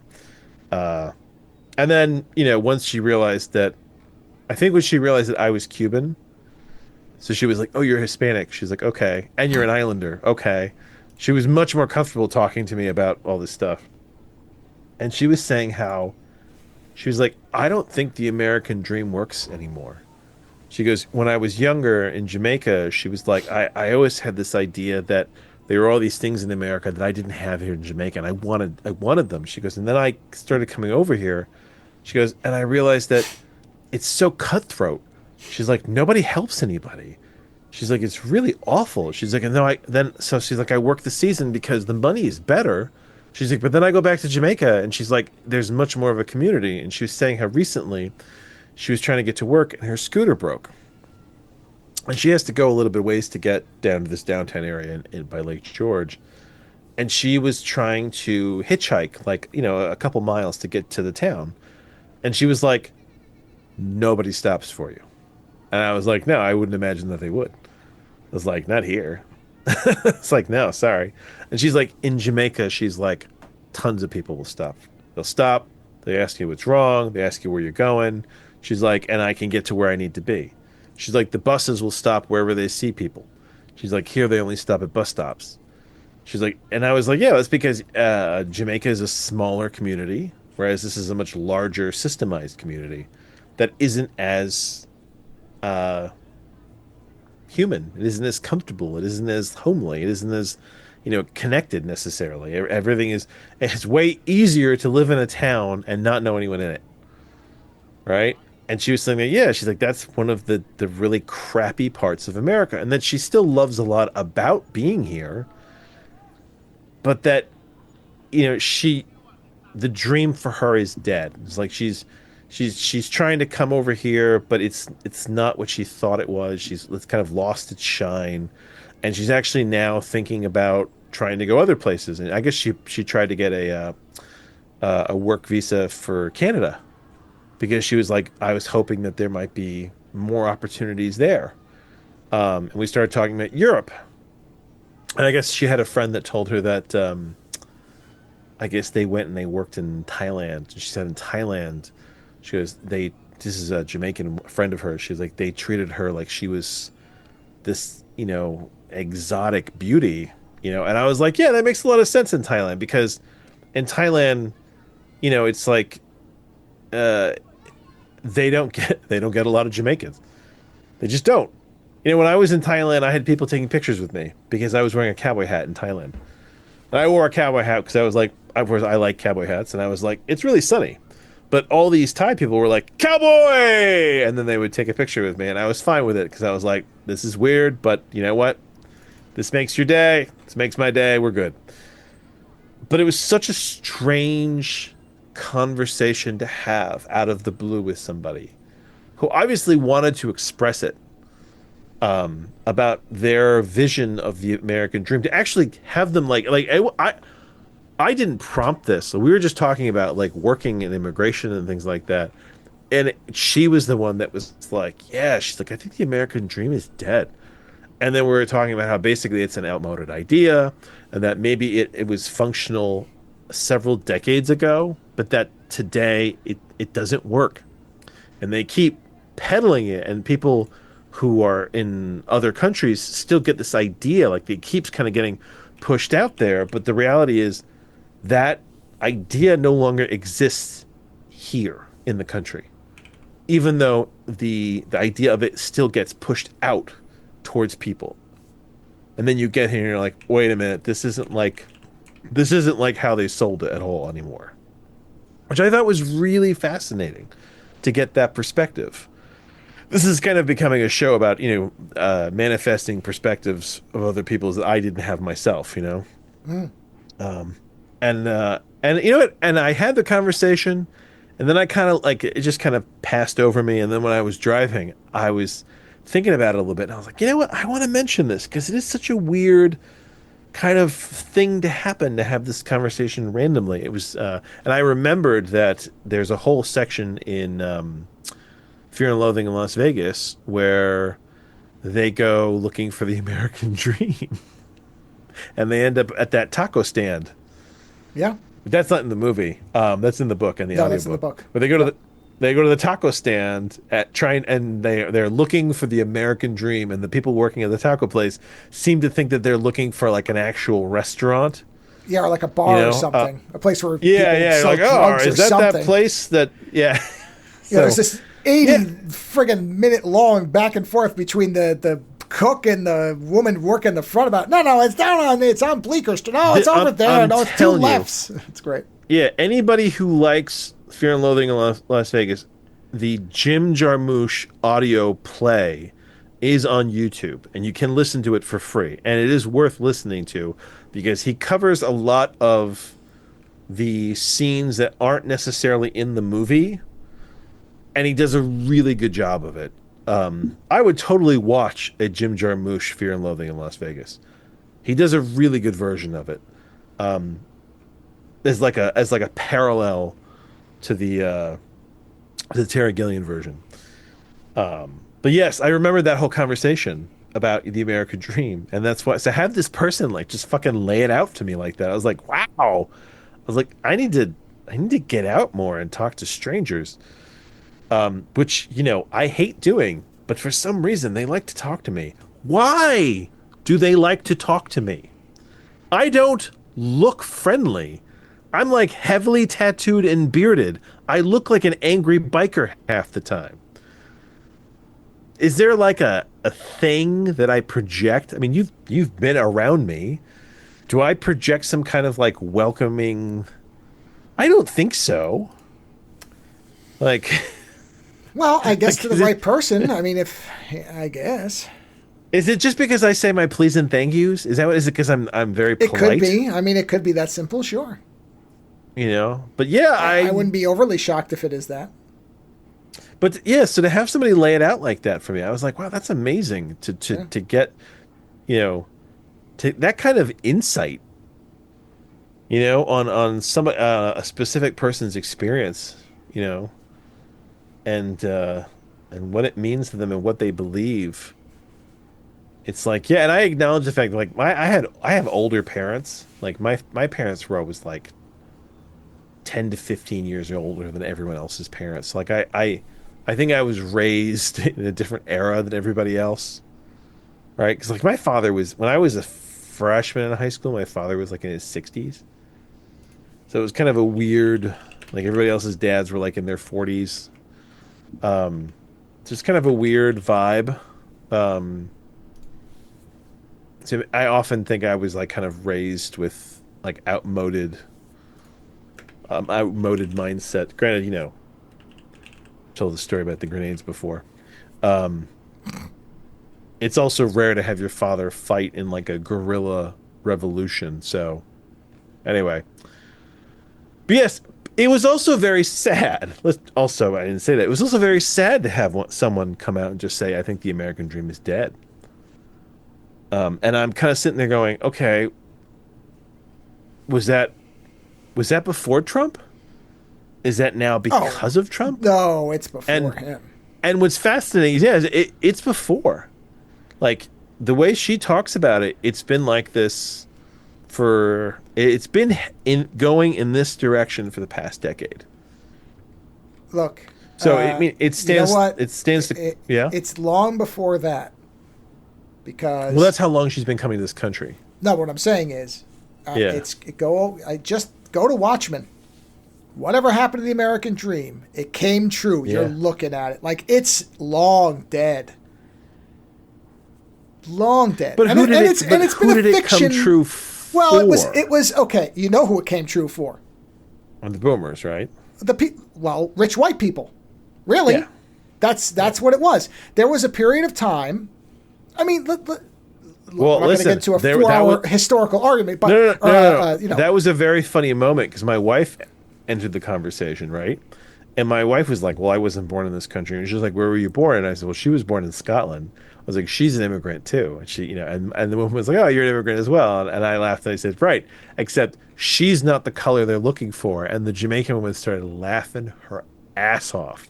And it was like, yeah, if you're a white immigrant, ICE is not looking for you unless you've got an accent. Right. Yeah. Right? Like my mother likes to do this when I was like, "Oh, they're never gonna do anything to me." And I'm like, "Woman," I was like, "You are a heavily accented, very tanned Cuban woman." I was like, if you don't think that they're gonna look at you and be like, "Why are you in this country illegally?" It's like, they're not gonna think that. I'm like, whatever. I was like, where there's smoke, there's fire. That's the way these people work, right?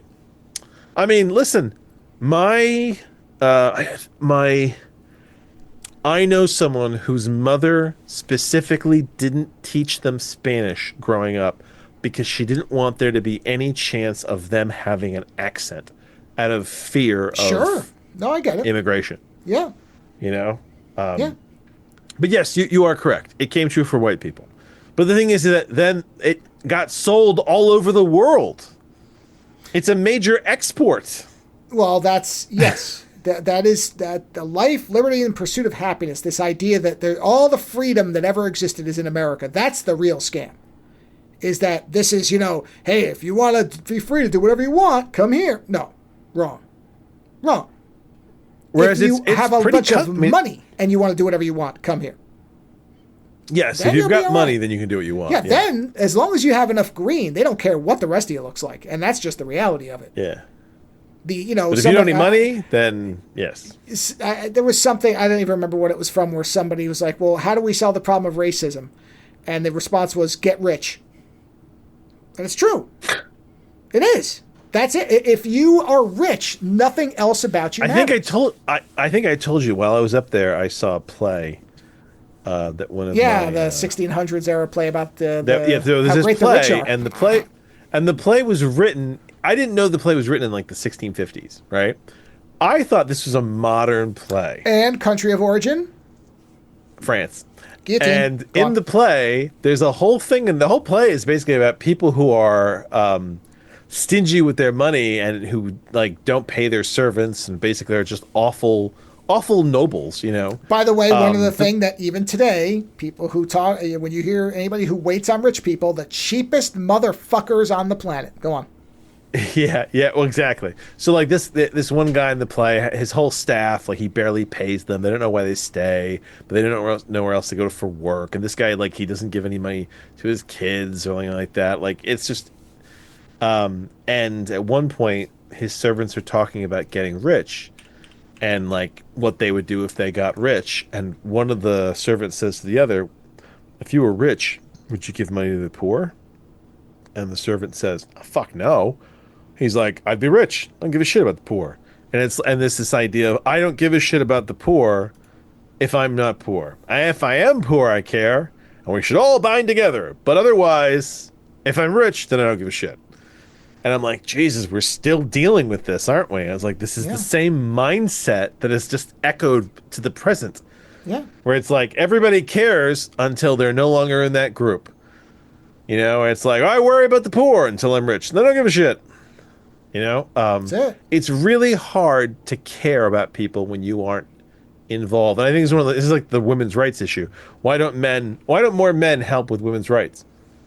Because they're not women. Because they're not women. No, that's it. And I bought a magnet that's on my fridge now. My wife and I cackled when we saw this. It's a woman standing in front of like the Senate dome with like the American flag, and she's standing there with her hands on her hips, and it says, if I could fire bullets out of my vagina, there'd be less regulation on it, or something like that. That's true. Yeah.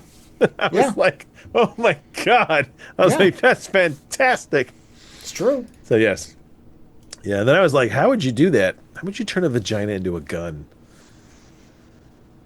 Anyway, it's a strange future to go into. But yes, so it was kind of strange timing to go see that play, and then to realize that, you know, this is something that we've just always, you know, dealt with.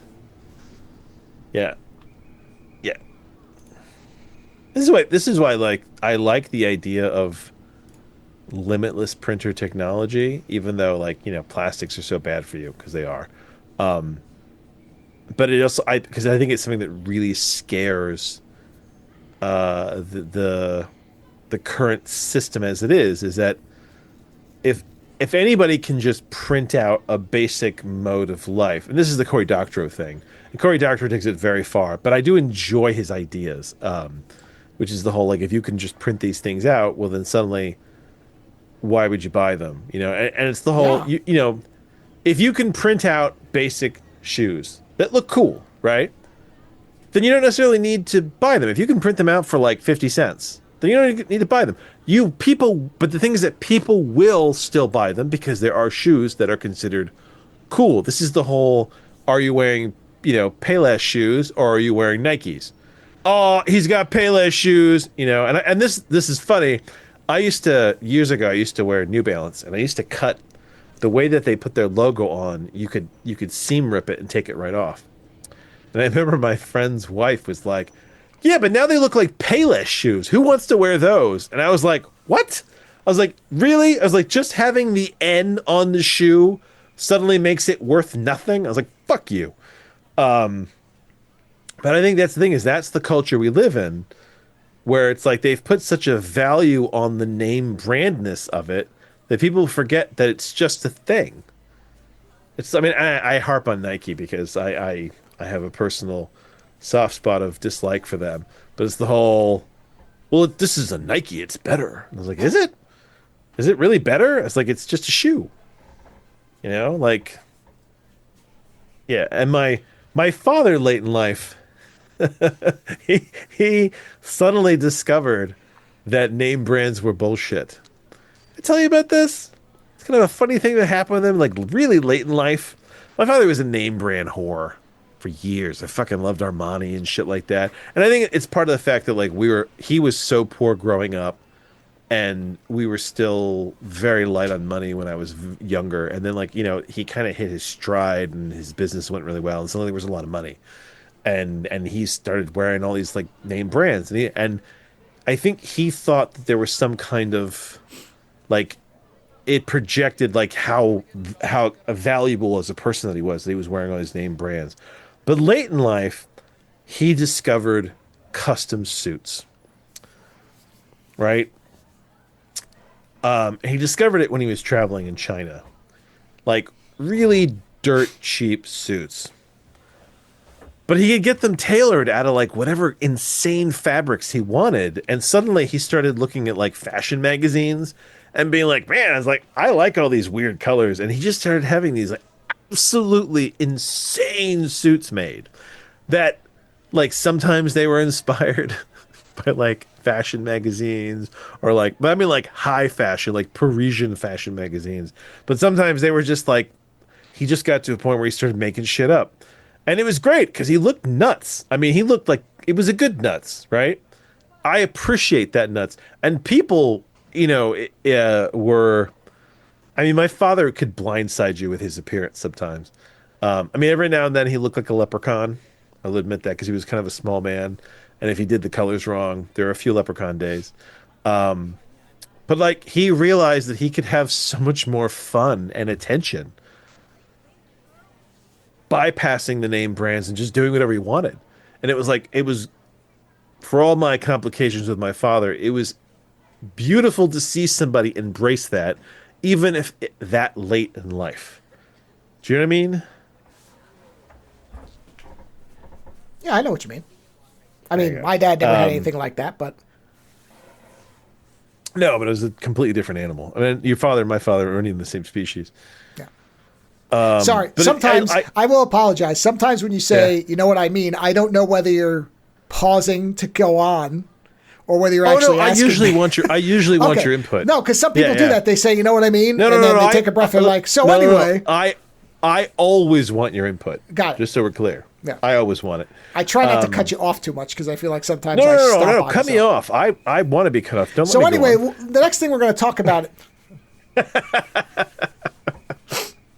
But yes, my dad, I mean, he's the only thing, you know what, actually, there was one weird thing. My father really, the reason I had a PT Cruiser for a long time is my dad fell in love with that car for some reason, even though it was okay, a piece fuck you, of I love junk. those too.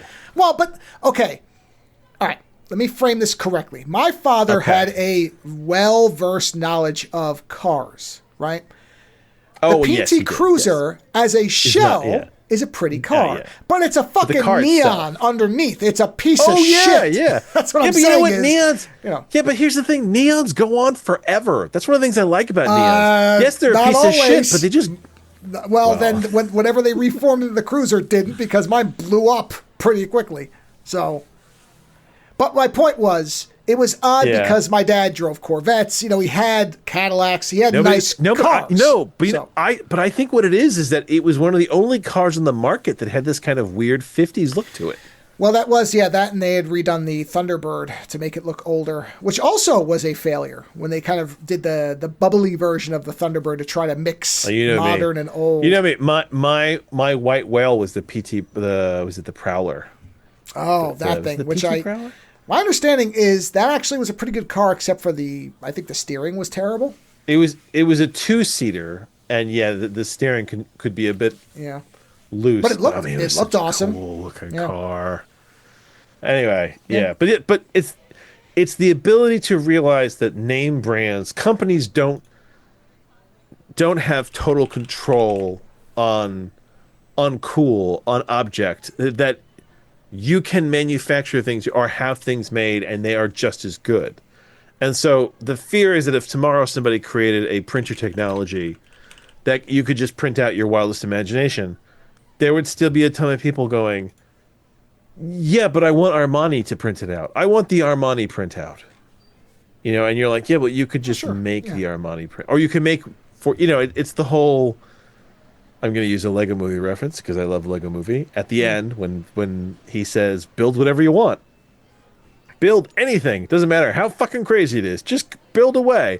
It's like, I think that we're spending I think as a society, we've really been like compressing people's imaginations down and saying, no, what you come up with is not as good as what, this company has come up with. Our shit is cool, your shit is stupid. And it's like, no, none of it's stupid. It's all great. It's all creativity and fascinating. I love it. Make more. That's the human experience. Don't let a company trick you into thinking that only they can create cool shit. I was like, we can all create cool shit. I mean, that's one of the things in video games I love, when you can start like messing with colors and kind of make your own equipment and stuff like that. I love that. That's why I always get caught up where you're like, are you shopping? Like in a game, I'm like, no, I'm just fucking with the colors, man. Like I love messing with all this stuff. I love that. And I wish we had more of that in our everyday lives. But we don't. And I think even if we had the technology to do it, I think that people would still just want to, buy a pair of Nikes. Rather than make, some kind of weird sneakers that had shark fins on them that, floated in water so you could run on water like Jesus. Some people always will want the Nikes. That's just how it is. Yes, yeah. I think there's always people that are going to be like, well, you're wearing Payless shoes. Right. And you'll be like, I don't know what, like, why is that important anymore? You know? And honestly, we talked about this many years ago when we talked about nanotechnology and like, you know, how it could change everything on like on such a, like, what does it matter anymore when everything becomes so protean? Yeah. You know? Yeah. So. Anyway, I think that's all I got. Yeah. Well, I do have one thing. Before we get to the we get to the movie we watched. Yeah. When the announcement came out about the animated Predator movie, that Killer of Killers movie. Yeah. I had no interest in it. For some reason, I didn't like the look of it. I didn't like how big the Predator was. Oh my God, this is so weird you're talking about this. Did you see it? Did you watch it? No, I didn't see it. I watched the Predators for the first time. Oh, the Rodriguez one. Yeah. And I wasn't going to mention it. It's all right. Yeah, well, that's the thing is I watched Predator. I was with my tattooist. We watched a lot of movies when we were tattooing. Yeah. So we watched Predators. We watched Predator, the original. And then we watched Predators kind of by accident because it started the next one. It just auto started and went to that. And I'd never seen it before. I think, and you saw it. I think you reviewed it. I saw it once, and I said, "Yeah, it was all right." You know what? It was an all right movie. It was. I mean, it's somewhat forgettable, but it's not bad. No, you know what? After Predator 1 and Predator 2, I actually think that you know, because a lot of them are like, these are shit. That was actually like, I will watch it. I'd probably watch it again. But the thing is, it's such a derivative of the first one because really they just wanted to make the first one again. You know, let's put a team in the jungle. I would put it as the 5th best now. I would say it's the 5th best one. Really? What's your hierarchy, really quickly? Oh, it would be Predator, Predator 2, Prey, and Killer of Killers. It would be those 1, 2, 3, 4. Interesting. Okay. I haven't seen Prey yet. Well, guess what? Now I know another movie we're going to be watching. So yeah, Prey is sensational. I think I know it's really good. I just have this thing. I didn't intend to watch Predators. It just auto queued up. Well, until then, I would have put that without Killer of Killers and Prey. I would say it was number 3 because it is. But I think the reason I think Prey is probably a better movie is because Prey is to some level a more original concept. It's more original and it's more distilled. It's one person. Yeah, Predators is so derivative of Predator of the first movie. I also don't watching like how them long back the goddamn arm blades are. It still bugs the fuck out of me. But watching them back to back, like the music, the way they did the group dynamics, all that shit. Is so similar. I mean, Robert Rodriguez basically made an homage to Predator. Well, which is why it's fun. I don't remember. They're on the Predator. They're on the alien planet, and they've been assembled. But is there a real reason given besides that they're all just really good at killing people? No, they just took the best of the best and brought them in there so they could have hunting. This is the thing that always bugged me. To me, you would have had some kind of way of conveying to explain the complete copycat nature is that the Predator race wanted to figure out whether Dutch was a fluke or not, so they assembled another group in a similar situation to see if they would survive the same way. And that is a very good idea. And one of the first things I said when I started watching it was, this will never be like the first movie because you've put together a bunch of people who are the best at what they do, but they're not a group. They're not together. Whereas what made Dutch's team, it was a team. But they wouldn't have understood that, so you would understand the aliens' mistake because they don't know that. They don't. Yeah, so they're trying to understand the problem. Yeah, right. Well, they're recreating the elements without understanding the cohesion of it. That there's more to it. Exactly. The human cohesive element, which is something that maybe they socially don't understand. Yeah, raw elements without a catalyst. The catalyst. So you saw Killer of Killers, I take it. Yes. Killer of Killers is fucking fantastic. So lay it on me. My biggest issue with it when I was looking at it was I'm like, why is the Predator the Hulk?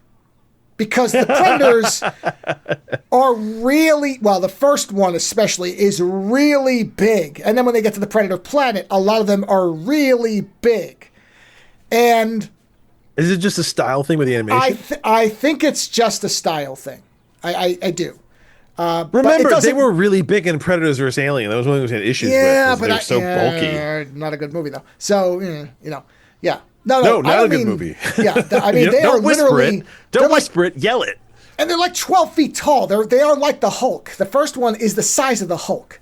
Really? So they're tall. Well, that one is. Now, the other two... Because in the Predator, I think that thing is like 7 foot, 8 foot. Yeah, it's like a head taller than Arnold. It is, but it's not 4 times his width and height. It's not. No, because it was actually pretty live. Remember what they did with when they did Ang Lee's Hulk, and suddenly he comes out of the ground, he's the size of a building. It's that kind of thing where you're like, whoa, the scale's off here. So it put me off. Plus, for some reason, I just didn't think it was going to work in animation. I like animation, I like the Predator, but I was like, I don't think it's going to work. And this is the same guy that did Prey, right? This is all Trachtenberg. his. Yeah, this is part of his set, and clearly this is a setup, I think, for the next film.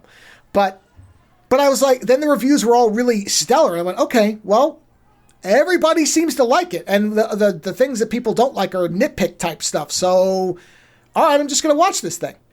And man, oh man, in some ways, this is probably as good as the first one. In terms of it's doing stuff completely differently, including the third segment, which I would never in a million years have predicted what they were going to do with the Predator and that. So there's 3 segments. This is a series, right? It's an anthology. It's 3 stories. Okay, anthology. And then there's an epilogue that is setting up potentially something that's either going to work or be really stupid. But anyway, first one is the year 841, and it's Vikings, which already I'm like, 13th Warrior, I'm in. Yeah. This is the woman, right? The really she big was woman. by far my favorite character. She's fucking awesome. And I really thought they were going to kill her off. And fortunately, they didn't. So she could show up, which is great. So it's this woman, and it's a very similar thing to, God, there's something it reminded me of, but now I can't think of what it is. So it's a woman and her son. And she's basically, like the leader of her entire, whatever the clan, whatever they call Viking groups. So she's the leader. She's older. She's got a son who she's been basically trying to forge into a warrior, and he's kind of almost there, but he's not quite there. And this is all she's going. Oh, you know what it reminded me of? The Deep Space Nine episode. You probably remember this. Remember the Deep Space Nine episode where the 3 old Klingons come back and they get Dax and they're like, "Hey, we found the guy who massacred everybody, and we're going to go kill him because we made a blood pact." Remember that episode? The albino I vaguely remember Klingon. that one. All right, it's great fucking episode. Great fucking episode. Anyway. In this, the woman, her father, there was I think he was supposed to be, I don't know if he was supposed to be Arabic or what. I'm not sure. I don't think he was supposed to be a fellow Viking. He seemed like he was, wait a minute, here is the tribe's leader is Zoran, the Krivit, Russian. They were Russian tribe. Okay, Russians. So there was a Russian warlord who basically defeated her father and told her that told her father that if she killed him, then he would spare her life. So the father's like, you have to kill me. And he makes the daughter drive a stake through his heart, which of course makes her fucking insanely traumatized and vengeful. So the warlord keeps his word though, and he leaves, and he goes and he takes over some, area of wherever. But her whole life now is, I'm getting this motherfucker back. And trauma revenge. Right. And she's training the son. She's like, you have to go with me, because if I fall, then you have to be the one to kill him, right? So they go and they find the guy, and they're coming in there, and the Predator is watching them. This one Predator is watching them. And she goes in, and she's like a fucking shield master. She's got dual shields, and she's like beheading people with them, and like fight, like no swords, all shields, like razor edge shields. It's fucking great. So she's just like, they're all taking everybody apart. She gets into the place. She gets the guy. Technique. Okay. Oh, it's fucking great. Like the fight choreography in that one and the samurai one are impeccable. I mean, it's animation. You can do everything, but it's still well structured and well shot. So they manage to kill the guy, at which point the Predator blows the doors open and starts just wiping people out, like hand to hand. Like he's fighting, and so at one point he's got her on the ropes, and the son like drives a spear through him, and he turns around and fucking guts the kid, and then and then the woman cuts his head off and like shield stabs him to death, and then grabs the son, and the son dies in her arms, and I was like, oh fuck, because I thought that the kid was gonna have to like put the thought the spear was gonna have to go through her into the predator, but instead the kid's mortally wounded and he dies, and like she's like, now she's been traumatized again because now she got vengeance, but all of her people are dead. She killed the predator, but now her son's dead too, and so that ends there, right? So it ends that's a predator story, isn't it? Is that your Dutch at the end of Predator is so destroyed. Yeah. Oh yeah. Right. So that's segment one. And his whole team is dead as well. He's lost everybody. Yeah. Yeah. So now then they go to the second one. The second one is in the 1600s in Japan.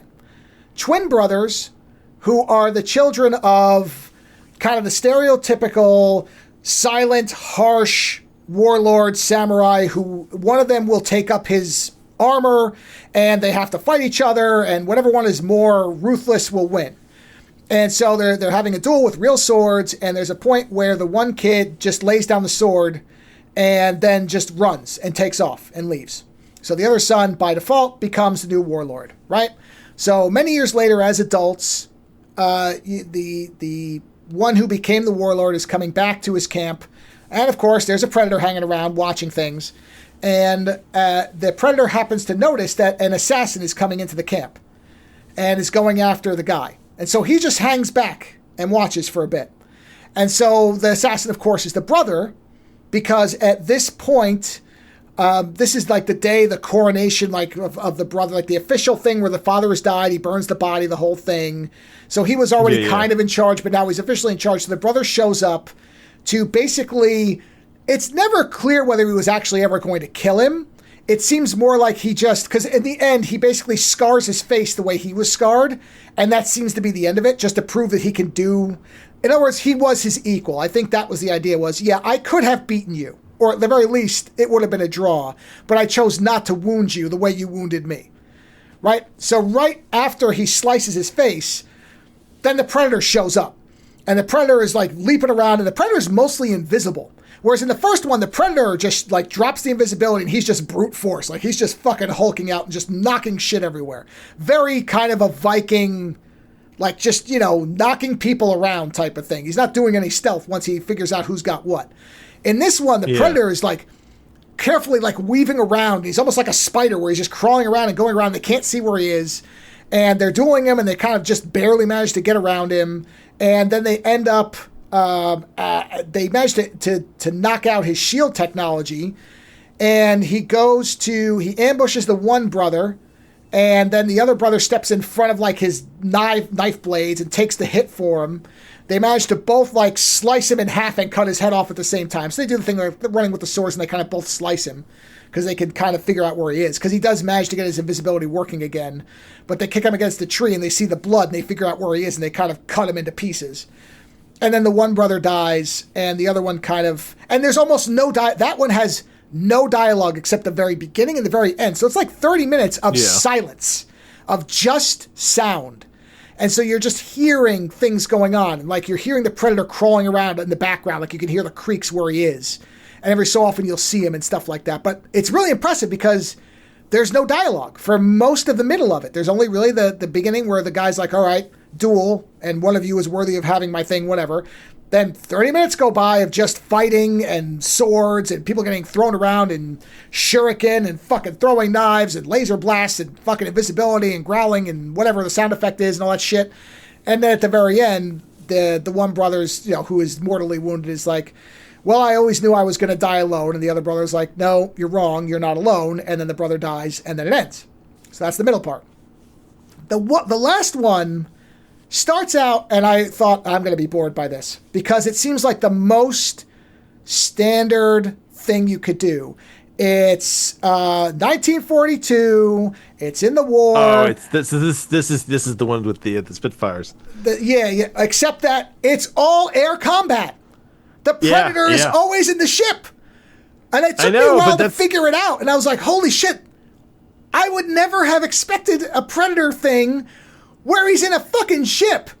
And it's... I know, but that's the thing is to think about it. In that time period, the fucking the pilots, they were the top predators, man. The jet pilots. Oh, I understand. But if you had asked me, give me the most whacked out scenario ever, at no point would I ever have said, well, it's all air combat. Even if you told me it was in the war, I would have expected it to be World War I and he's like going into the trenches and just silently wiping people out, and going through, shit like that. I would never have said, it's going to be a fucking fighter duel in the sky with a Predator ship. And it is. It's all, he never leaves that ship. It's all air the whole time. It's a guy, he looks like something out of The Last Starfighter. He's got like the guidance patch over one eye where he's like, seeing what's going on. And he's whipping the shit around. And it's air combat. And the kid blows him up. And then at the very end, after World War II is ended, it's some years later, he's working in this garage and he hears this noise and he recognizes the sound of the Predator ship and he comes out, at which point he's abducted by a Predator ship. And then he wakes up and they're all in a cell and they all get placed into suspended animation. And you see that there's with the heroes from the other... you see the woman from Prey. She's there. Okay. So they show her, which of course now everybody's like, wait, does that mean Dutch is coming back? Which, I mean, he could. If they do it animated, you could just have Arnold do the voice.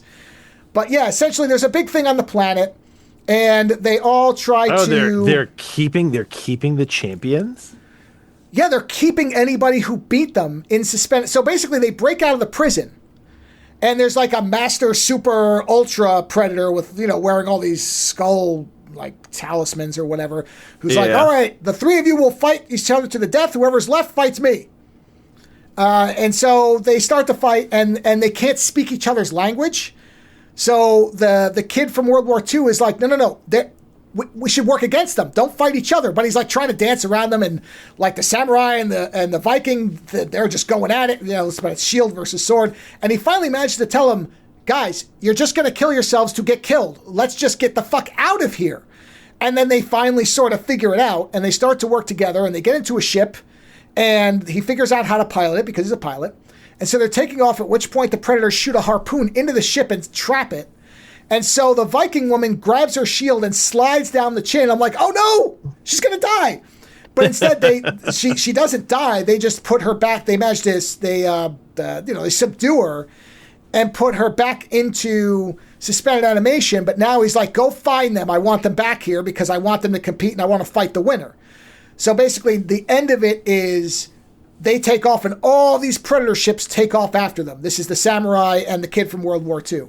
The Vikings put back in animation. You see her pod being brought past the Prey girl is in animation. So yeah, they're keeping all the champions. Honestly, it's weird because it is kind of sad that there's no winning, really. If you win, they abduct you. Yeah, that's in that respect, yes.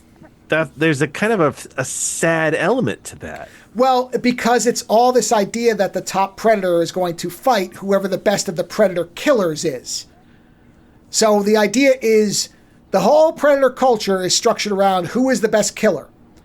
And if you have people who are killing your people, they are, by the transitive authority or whatever it is, they are better than the lower predators. Therefore, you have to give them a shot. I feel like it's going to be a Chronicles of Riddick thing, where one of them is going to win, and now they are the predator king or queen or whatever. I'd love it to be the Viking woman myself because, she's great. But, yeah, I don't know. And this is meant to be a lead-in to the next thing. I like so much of it. I just hate the fact that there's no winning. Dutch, for example, all the shit that Dutch went through just to be put into suspended animation and then be carted out now and then to fight. It means that there's no way out. Once a predator's involved, it's a no-win situation for you. Because even if you win, then you never get away because they'll abduct you. It's like Danny Glover. Danny Glover is on ice somewhere. Yeah. Because he killed a predator. Yeah. I mean, he fucking fully killed a predator. it is the Chronicles of Riddick thing. The end is you win everything. It's Highlander. There can be only one. You just get a planet of people serving on you. Yeah. Yeah, but once you win, everybody wants to then kill you because you're the one in charge. Right? I don't know. It's not presented that that's necessarily culture. Because... Or do you just get to go home? Well, that's the thing is, they're really... I don't remember all and the here's comics. the other thing. Because it's suspended animation, what year is it? Like, is this future? Is this present? Like, all these people are from the past. They've been put on ice. So you assume it has to be present. Okay. Because, I mean, there's all these bodies in there. There's all these capsules, right? Yeah. So you have to assume it's present day or the future to some degree. Yeah. Because, I mean, there's nothing... The end sequence on the planet doesn't show you anything that gives you any sense of time. Yeah. But, like I said, there's so many people in stasis. You know, because it's funny because at the end of Predator 2, they give him the gun and they let him go. Why don't they just take him? Yeah, and the funny part is they give that gun, because when they set the three of them up to fight the King Predator, yeah, they give them all the weapons of their people. So they give the woman the shield, they give the samurai his sword, and they throw him that gun. And he's like, this gun isn't from when I am, but they don't know the difference. So they're giving him a handgun. Yeah. He's like, I don't know how the fuck to load this. And he's like trying to figure it out, and he can't figure out how to load it. He's like, all right, wait, so, okay. And he's got like the musket balls. He's like, all right, well, these are musket balls. Okay, like he's trying to fucking figure it out while all this shit's going on around him. So there is an element of comedy to it. But yeah, it's hard to know because I don't remember whether they got into the culture in the comics that far. So I don't know. No, you know what? I know that certain books did. Yeah, but a lot of them kept them just as simple predators. They showed up for the hunt and they fucked off. So I'm looking. But there are books that get into it though. Yeah, I'm looking through the Wikipedia on it. There's apparently a subspecies of predator that are called the super predators, which have a blood feud with standard predator. Oh my god. Yeah, I don't know if they're going to go into all this stuff. Well, the thing, listen, there's always going to be like a whole comic book thing, a world of comic book storylines. Yeah, there is, but I'm kind of curious if they've ever established, because this thing says their culture is based around hunting other life forms that present a challenge. So I don't know if fighting each other is considered. Yeah, you do wonder what the economy of a predator planet looks like. Like, are there farmers? Oh, well, I assume are there non-predator predators who have to there's just animals. They have animals, so they probably eat them. They have predator dogs and shit like that. They have a giant beast in this thing that gets killed. So I mean, they have. I assume they're kind of a hunter-gatherer culture. It makes sense. Listen, I didn't see any females. They have ships. So they have ships, which means that there must be ship builders. Yeah. But I don't... Right, so there must be a whole subclass of non-predators. Are there female predators? Yes, there are. Okay. I've never seen one in a live-action thing, so... Wait, what? Hold on. In Deadliest of the Species, wasn't that a female predator? I don't remember. Pretty sure that was a female predator in that one. You could be right. I honestly don't remember. I think she called her Big Mama. Hold on a second. Oh, that's possible. I don't doubt it. I mean, there would kind of have to be. Oh, yeah, here it is. Female predators. Oh, yeah. Yeah. As with individual female predators, the depiction of predator society and family life is rare in predator lore. Okay, yeah, they look like hunter-gatherers. Tribal life, that's what they describe it as. Okay, so they've basically, that's the idea. And that's what I think. It doesn't say. Yeah, there's a predator queen matriarch. In the first Predator versus Alien books, the predators are described to be matriarchal, with the females being stronger and dominant. But that then changed, and later became a predator king. Oh, boy. So the predator in that book is called Big Mama and is presumed female. Yeah. So apparently it's gone back and forth. So originally they were matriarchal. Now they're back to being patriarchal. There's apparently a predator witch at one point. Ooh, yeah, I don't know. I don't know how much of this will be kept over. So this may all get jettisoned, and they may start over, and 200 hours later. Actually managed to By get the that right way, the first time. anybody who hasn't read Deadliest of the Species, it is one of the great Alien Predator books. It's been a long time since I've read it, I'll admit. Yeah. So, but yes, there are tons of depictions of female predators. I don't know what Trachtenberg is going with. So, Well, you know what? Listen, let him do what he wants as long as it's fun. wait a minute. Hold on. What? Oh, Did you read okay. it? At first I thought they were saying that the Predator and Prey was a female, but no, what they're saying is that there's a direct sequel to Prey and Predator Badlands are both being, they're co-developing both at the same time. So they may introduce females. Okay, Badlands I know is on the Predator planet, so that may be where we see it. That's a standalone. They said that's not going to be connected. That's going to be its own standalone movie on the Predator planet. So that's the one with the young Predator. So it would make sense that there might be a matriarch to, send him out. We'll see. As far as the other one, I don't know if it's going to follow this. But it's great. The Killer of Killers movie is fantastic. So the animation style is that kind of Into the Spider-Verse type of thing. Very nice. Yeah. Works very well. Just slightly stuttery, but partial realism thing. But the movie itself, like I said, each of the stories is very individual. The one that's probably the most... Oh my god! I just realized that Chris Claremont wrote Aliens, the Deadliest of the Species. Yeah, I think he also... Didn't he do Batman Predator as well? Oh man, that book. That's if you ever want to watch Batman get the shit kicked out of him? Yeah. Batman versus Predator, the first I one think was he written did. by... Who wrote the first Hold one? on. Who wrote it? Writers. Okay. I mean, just want honestly, who's if the there were first one? predators in the DC universe, it would be Batman and Superman that go after first, right? Oh, no. It looks like it was Dave Gibbons. It was the Watchmen guy. Huh. He didn't do the artwork, but he wrote it, apparently.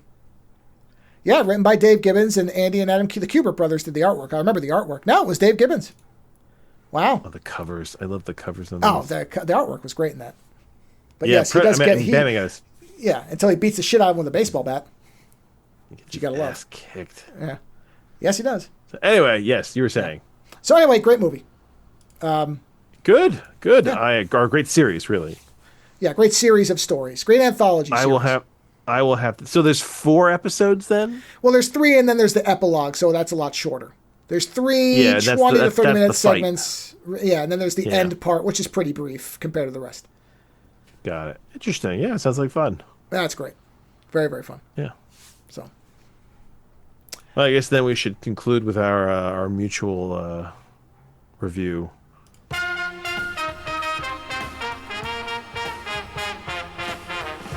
You shut the fuck up!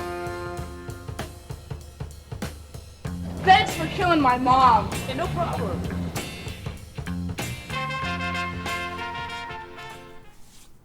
go on. I don't know if we should call it a review so much as like a mutual experience at this point. Well, it's a review from you.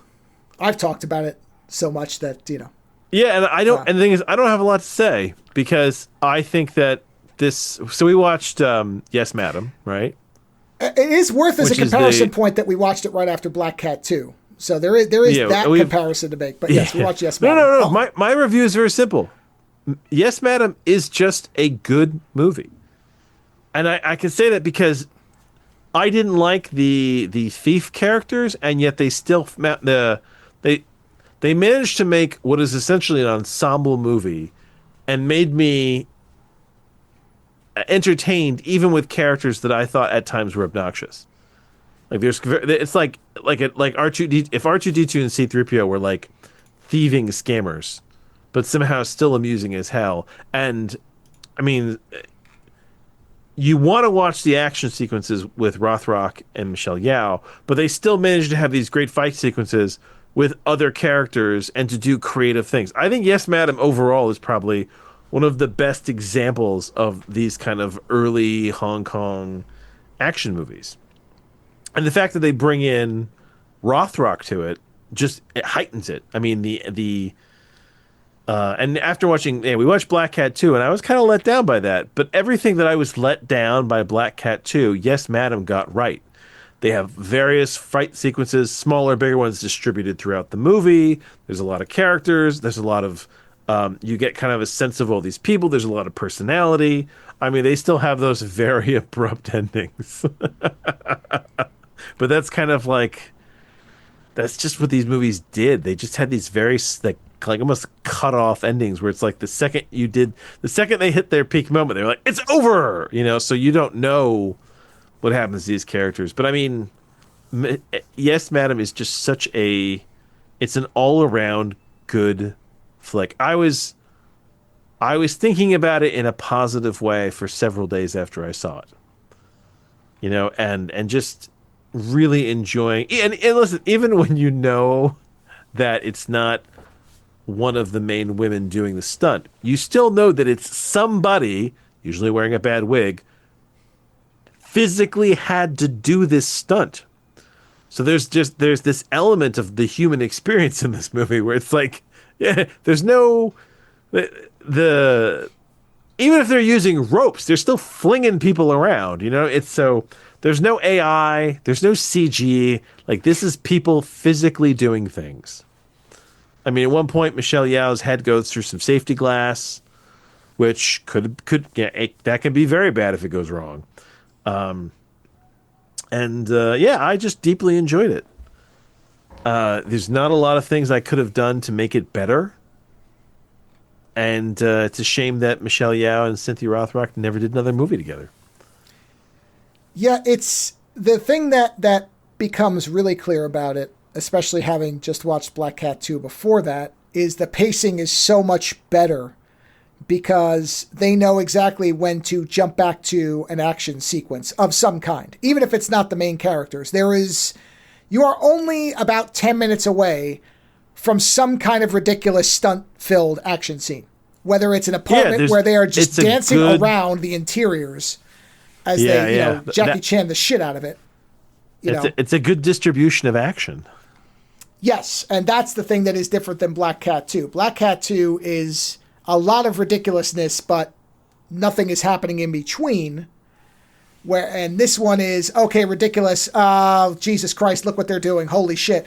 Oh, this is ridiculous. Oh, holy shit, look what they're doing again. It makes me more annoyed at Black Cat, because if Black Cat had just gotten that level of distribution of fight sequences, it would have been a really great movie. Because it had absurd fucking bad guys and shit like that, and neat weapons and things like that. I mean, like, nobody has Batman grappling hooks in this movie. All you've basically got is like Mr. Cool Guy, and then the fucking bad guy, Mad Dog with the eyebrows, and the Laughing Man. Right. And Laughing Man doesn't fight; he just laughs. No, he just laughs a lot. But like when the Cool Assassin and Mad Dog start fighting, I mean they first have to fight their way through everybody else to get to them. So it's like it's got to get through all the underbosses to get to like the main two bosses, and then it's a pretty big fight sequence. I mean, it does not leave you hanging. And they fight with knives and bows and guns and hands and feet, and they fight in all various different ways, and they fight in rooms with moving grated walls, and they fight on rooftops, and they fight in airports, and they fight all over the fucking place. And there's gunplay, and there's all kinds of shit. Like, they really just went for everything. And Michelle Yeoh is radiant. I know that's the word you coined. She is radiant to look at, right? Rothrock is an amazing martial arts. I don't call her a fighter, but an actress in this. I mean, the choreography they give her and which she's capable is phenomenal. And the two of them together, once they gel, it just makes the movie. In fact, I know this movie is good because, like I said, I did not like the bumbling thieves so much early on, and yet they kind of grew on me enough so that I didn't, because my my instinctual issue is to say, well, there's not enough Rothrock and Michelle Yeoh in this, right? But they do interesting enough things with the other guys that it then balances it out. And the thing is, Michelle Yeoh and Cynthia Rothrock, they're doing a kind of a more serious take, whereas the other guys are kind of doing the comedic part of the movies. Because these movies are always very fascinating, and that they go from like just like slapstick silliness to dire seriousness in moments.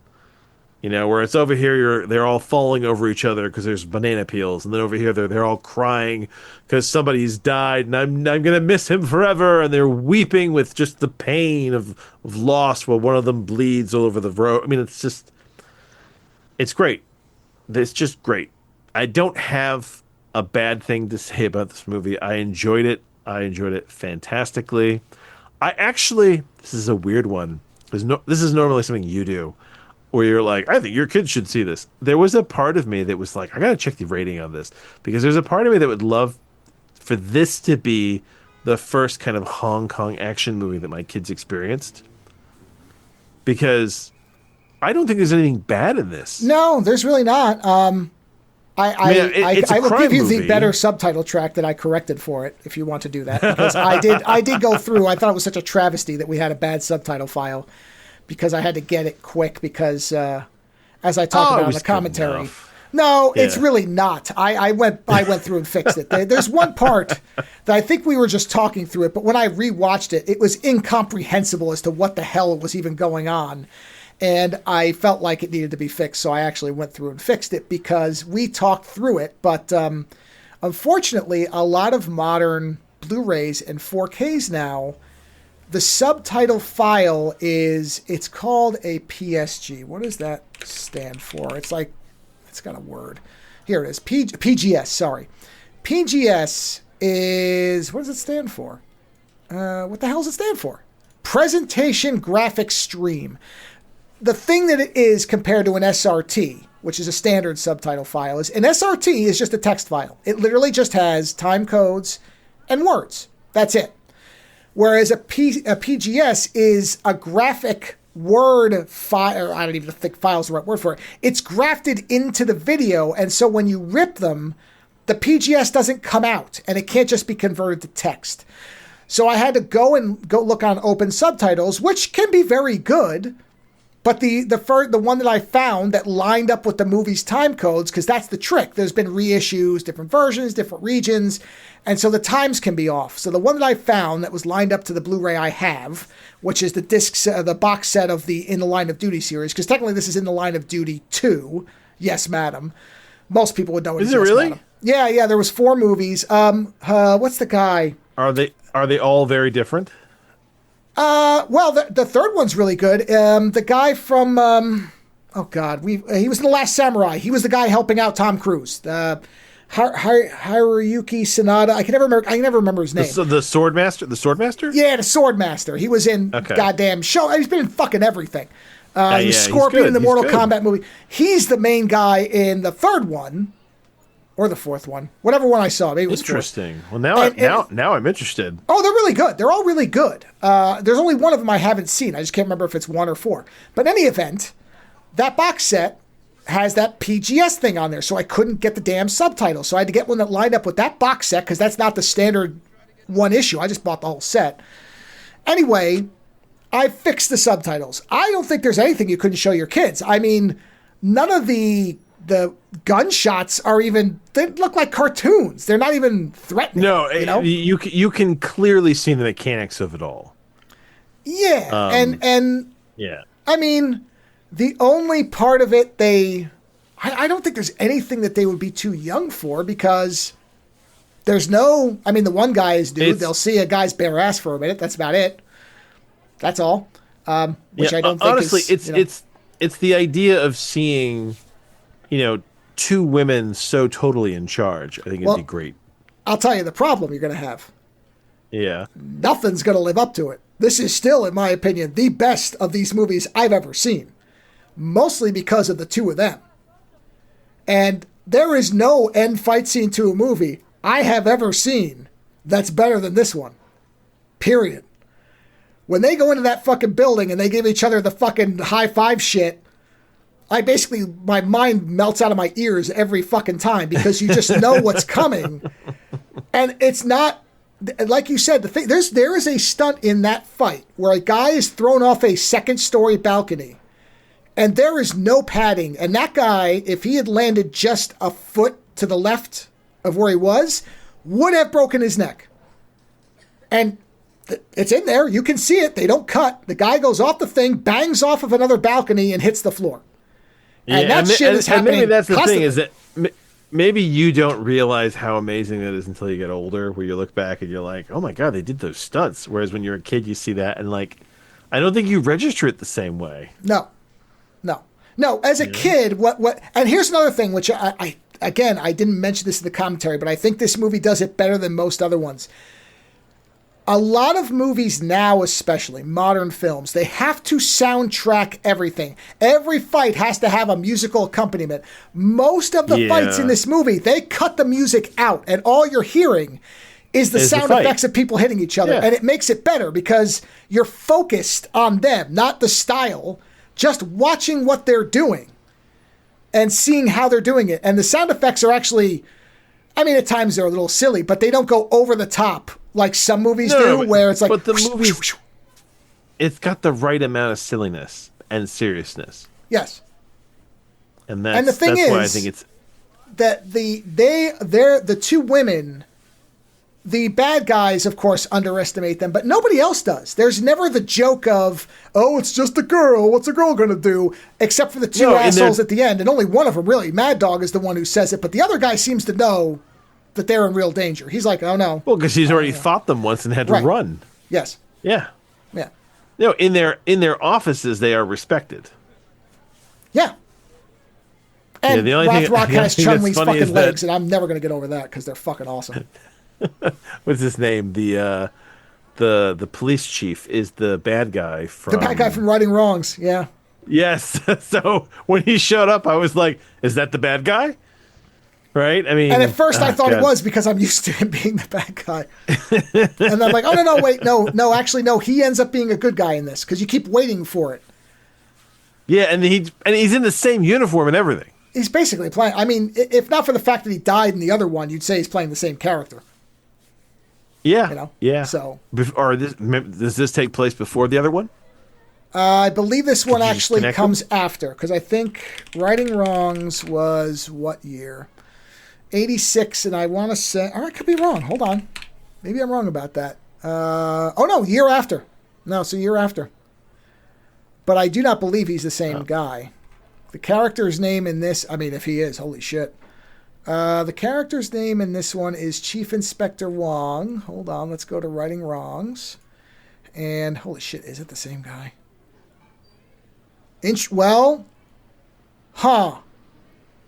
His name in Righting Wrongs is Superintendent Wang Ji-wai. So I don't know if that's where they're doing surname first, in which case he is the same character? Well, it'd be interesting if this was if in one movie it was early on before he went corrupt. I mean, based on the time, it does say Wong. It could be the same. Is it supposed to be the same guy? Hold on. Maybe it's one of those, like, just it happens to be the same thing. It's not meant to be necessarily, but that would be fucking you can make the inference. Insane. Hold on. Is it? I'm trying to look up if anybody says whether he's the same character. I never even thought... I mean, I didn't think they had the same name. He kind of acts like the same character. Well, he does. Yeah, I was going to say, the biggest problem with Righting Wrongs, to be honest, is it's such a downer. I mean, it's... Especially if you were to watch the original ending. Like, it's a harsh flick. Well, I mean, the thing is, yes, Madam is kind of it is a downer in the sense that they basically... they shoot the guy. Yeah, well, they give up their position to get this guy. You know, true. in that respect, they are arrested. They are arrested, and the hope is that they will get away with it. But and then the thieves are going to prison. You know that. Yeah. Because they kill the guy at the end. All right, so the list of movies. The first one is called Royal Warriors. Michelle Yeoh is in that one as a different character. Second one is Yes, Madam. Michelle Yeoh again, different character. The Chief is in the first and third movie as the same character, but they do not list. I'm trying to see if they're listing him as the same. Oh no, it's a different guy. Sorry, different guy. Inspector. They don't list that guy in there, so that's interesting. So in the Line of Duty 4, oh no, so 3 is the one with Hiroyuki Sanada because 4 is Donnie Yen. So that's the one I haven't seen. Donnie Yen is in the 4th one, yeah. They bring in Donnie Yen for the 4th one, huh? Yeah. Apparently these movies actually went on for quite a while because there's technically 1, 2, 3, 4, 5, 6, 7, and then there's 2 unofficial sequels, including Yes, Madam, 5. But I only have the box set of the first 4 because I think those are considered the actual mainline ones. So yeah. Yes, Madam, 92. They're very enjoyable. I mean, I want to see the other ones. Oh, we'll watch the other ones. So it works out, So now I have nothing bad to say about it. I think it's funny because after watching Black Cat 2 and being very let down, I wasn't let down by this one at all. I thought this one was great. This one's a great example of the genre of movie, and yet it's different because it's 2 female leads. It's 2 female leads in an otherwise ensemble cast. It's well paced. It's got great action sequences. The music is good. The style is hilarious. So it's like, this is one that I would say if you're interested in Hong Kong action movies, this is a great one to see. This is one that you should see. It is one of the I think for me, it's one of like the cornerstone movies. Especially if because otherwise you get into hard boiled stuff like that, which is all. Yeah. It's not gun fu. What do you call that? Like gun opera. I mean, yeah. There was a term for it. Yeah, there is a term for it. I don't know what it is. But that's all. That's all. Like John Wick type shooting drama, right? Yeah. Whereas these movies are martial arts movies, and that's kind of like you've got hard boiled with all the gun crime, and then you've got this, which is the martial arts, right? And then it's kind of that span in between. Which Black Cat kind of, if they had more action in it, it would fall somewhere between those because it's got gun sequences and then it's also got martial arts sequences. Holy shit.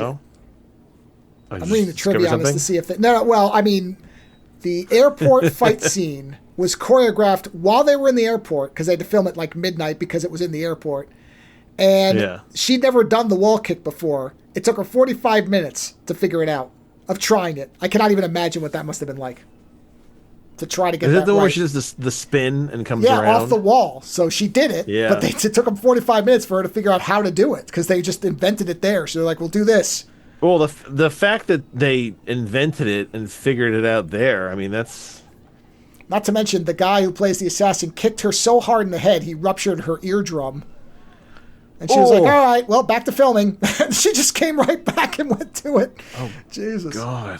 Yeah, well, probably because, like I had told you on the thing, that was written for a man. She was part of a stunt team, and they watched her and said, all right, we'll just use you. So she probably was terrified that if she said, I have to be off, they would be like, we'll get somebody else. So, and the thing is, the movie would have worked if it was a man. It just wouldn't have been as memorable. The fact they brought her in makes it so much better. You know what? But you can tell at times... Yeah. The scorpion kick when she kicks the assassin? Yeah. The first time she did it with him, and she actually kicked him in the face, so he was like, I'm not doing that again. So they had to use a stunt double. That's why there's a stunt double. Because she kicked him in the face. That's cool. I think it's kind of hard to aim carefully with that one. Well, and I did see a thing that said in here that this is actually, of the 4 films, this has the least fighting. Which means all the other ones have more. Really? Yeah, so that's a good sign. Oh, God. Yeah. I'm tempted now to see this because Michelle Yeoh's in the first one we'll as well. Yeah. And like I said, and she is...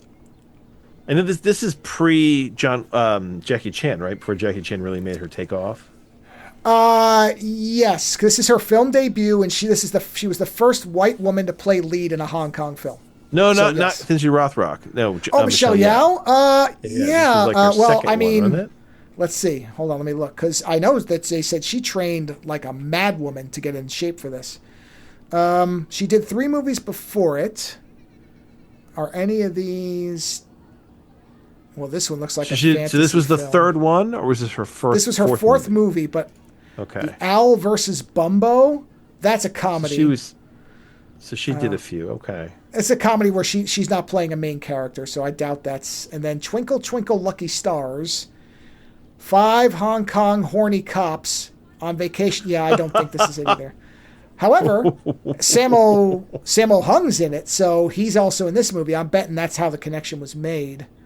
Jackie Chan is in the movie, so they probably actually most of the people in this movie work together on Twinkle Twinkle Lucky Star. So my bet is including Mad Dog is in it. That guy's name is Fat Chung, and the picture of him. It appears that most of his movies he wore similar ridiculous appliances like that. Oh, did he? Based on the pictures on his thing. I guess so. Wow. Oh, there you go. That's amazing. Where is that movie from? Yeah, Twinkle Twinkle. He basically looks like Mad Dog, except he's a cop. Otherwise, he looks identical with the giant eyebrows and that ridiculous mustache. So, do they show what he looked like normally? Yeah, there's another picture of him there. Was he just kind of like a normal, handsome guy? Yeah, he looks. Yeah, there's a picture of him. Yeah, he looks like a normal. And then, yeah. And then he was like, you know what? Put these eyebrows on me. I want to stand out. I mean, he did a lot of movies from what I can see here, and yeah, a lot of them he doesn't look like. It's just funny because IMDb tends to have the ones. The best here ones. He is. Yeah, I mean, Jesus Christ, he was in Enter the Dragon. Yeah, this dude was in a lot of things. He got around. Game of Death. Yeah, this guy did. Fucking shit, he did a lot of movies. Jesus, he did. Actor 100 roles. Yeah. Good for him. Still alive, it looks like. After all those fight sequences, good for him. Yeah, wow. God. Yeah, he was in a lot of stuff. Jesus. Oh, he was in the Mr. Vampire movies. I have to watch those. They're supposed to be really good. I haven't even heard of those. Oh, they're supposed to be very funny. They're comedies. They're the hopping vampire thing. Okay. So, boy, I love. Yes, Madam is fantastic. I love Hong Kong film titles. Dirty Tiger, Crazy Frog, Enter the Fat Dragon. Oh, wait, is that the Danny Yen one? I believe it is. Well, Where I think it was remade. I think it was remade. Yeah, the original was Sammo Hung. Remake. Yeah, Sammo Hung was in the original, and I believe that was then remade. And he wasn't wearing a fat suit. He was just a big guy. No, he's just like the Kingpin. He's big, but he's fucking quick. Yeah, that's the joke. That's what I mean. He was just a big guy who was good at fighting. Oh, he was in Magic Crystal. That's a Cynthia Roth. Oh yeah. Oh wow. Yeah, he looks completely normal in that one. Yeah. Mad Dog or Sammo Hung? Yeah, Mad Dog. No, Mad Dog. He looks completely normal. Yeah. That's another Richard Norton one. Yeah, Richard Norton. He died too. Shame. That guy was in a million things too. Jesus. Yep. Yeah. Well, I would definitely say I think your kids could watch this one. Because I didn't even check the rating. What is it rated at? I cannot even imagine it's not a PG. I mean, because again, I mean, maybe the Flasher got in a higher rating. It is it just says TVMA. I don't think they did ratings like that. R. It's R. That's an R? Yeah, it's R. For what? I don't know. It just says. I mean, a guy gets shot, I guess. Is there a thing on like a movie that will like that? I wish there was something that showed you exactly what made it an R versus. Yeah, not. I would love to know why it got rated as because there's a R. few movies where it's like, yeah, I'd love to know.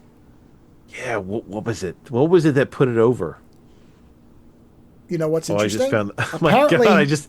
I just found the pictures of Chung Fat without the mustache and the eyebrows. Yeah, it looks completely normal otherwise. He just looks like a normal dude. Yeah, that's what I'm saying. Hold on. Why is yes? Doesn't it? It does tell you why rated R. Does it? I think there is a thing that tells you. Definition of okay, so the only thing that would let me know, hold on, it would be, I think there's a thing called Common Sense Media where they I was going to say there is a way to find these things they'll out. tell you why it's questionable. Hold on. Do they have a No, they don't even have a fucking review. They don't even have it on there. I would really be curious why it's rated R. No, yes, Matt. They have Madam Web. That's about it. Oh God. I wonder why. I wonder why it's R. Yeah, I'm trying to see if anybody who's reviewed it, because some reviews will say this is rated R4. Oh man. Let's see. Does it tell you why it's rated? That's really fascinating to me because I don't know what would. I figured it was PG-13, at most. I mean, the only thing I can think is depending on. there is a flasher in the beginning. That is an adult thing, I guess. There is a guy's bare ass, so there is technically nudity. There are people who get shot and killed. There's violence. There isn't excessive amounts of blood. No, there's a couple of do wonder sexist why. comments, but of course there are. It's 1985, but I don't know. I I honestly wonder I have no if idea. my disc says. Hold on, let me look. Does it have to tell you on the disc? It might. Let's see. Okay.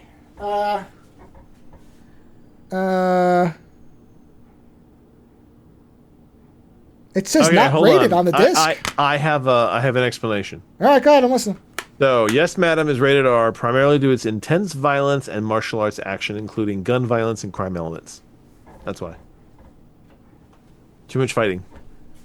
Okay, well, so then I think you could show it to them, because if that's really what they're rating it on, yeah, technically it's because R, right here, but for Yes, violence? Madam. Here's the parent. IMDb did the parent guide. Okay, hold on. Oh, okay, yeah, I'm curious. So, yeah, sex and nudity, mild. Very Violence and mild. gore. Actually, this makes no sense. Sex and nudity, mild. Violence and gore, moderate. Profanity, mild. Alcohol, drug smoking, mild. Frightening and intense scenes, mild. That's PG-13. See? You know why? Because they're saying that what sex scene is there? Oh, hold on. I got it. I'll tell you what scene it is. All right, You want to what? know what got them the R? What? The apple scene. The apple. Oh, the guy getting shot with the apple? Yeah, apparently that pushed it over. All right, well then I guess that's what you have to decide if your kids can see or not. Because honestly, Yeah, there there's is no sex in it. There is some blood, right? But it's Yeah. the apple scene that apparently put it over on the rating. Yeah, but that's it. And even that, at this point, I think that's so tame. Oh Compared wow! to- And it shows you the ratings that other countries gave it. So Yeah. in Russia, it's 18 plus. In Argentina, it's 13. Okay, yeah, that makes sense. And- Sure. Yeah, and it's and the United States, it's considered TV mature. It's not even R. It's actually TV mature. All right, I'm going to ask you this question. Yeah. Have your kids seen Indiana Jones and the Temple of Doom? Yeah. Oh Then they can no. Yes, we have. We have seen that one. Okay, yeah. then they can watch this. Because nothing in this is anywhere near a guy getting his heart pulled out of his body as he's dropped into a fucking volcano. I know. I mean, Seriously. they got away with it by having no blood. That was the trick to that scene. Okay, that may be the trick, but the guy's shrieking as he bursts into flame. Are you really going to tell me that I'm anything in aware. this movie? I'm aware they burn him. Yeah. Yeah, No, listen. so- I saw Yes, Madam, and I didn't think that there was anything that I don't think it's an R, Yeah. but it's an R. So it's one of those things where I have to start thinking Well- about. Okay, well, I almost have to see it again and be like, Okay, Why technically, would according they- to my disc, it's not rated. Therefore, Yeah. you get a pass. I can send you a picture if you'd like. It's not rated. So I think IMDb has its head whoosh, way up its ass because nonsense. Go with Well, it's not- Argentina. that's not just. I mean, can't do that. I've watched movies in foreign countries. They have different maybe ratings. in 1985. Did you ever travel? Did you ever travel overseas with your parents? No. Okay. I went overseas with my parents, and every now and then, late at night, I would watch TV with my mom, and we would find it hysterically funny what passed for okay broadcast television over there. Well, yeah, that's what I'm saying. Because they have there's far less issues Well- with nudity. I looked up what they cut for the TV edit. You know what they Yeah. cut? The flasher. That's it. They left the apple. Is it really? They cut the flasher. Interesting. That's it. So, Well, I'll have Anyway. to think about it. Yeah. I think it was great. I think it was a fun movie. yep, sensational. It made me want to actively see the others. So there you go. Well, that can be arranged. So, not a problem. On that note, everybody, Yes, Madam is actually very easy to find. It's everywhere. I think it's on. I believe it's on Tubi. I think it's on the what do you call it, archive.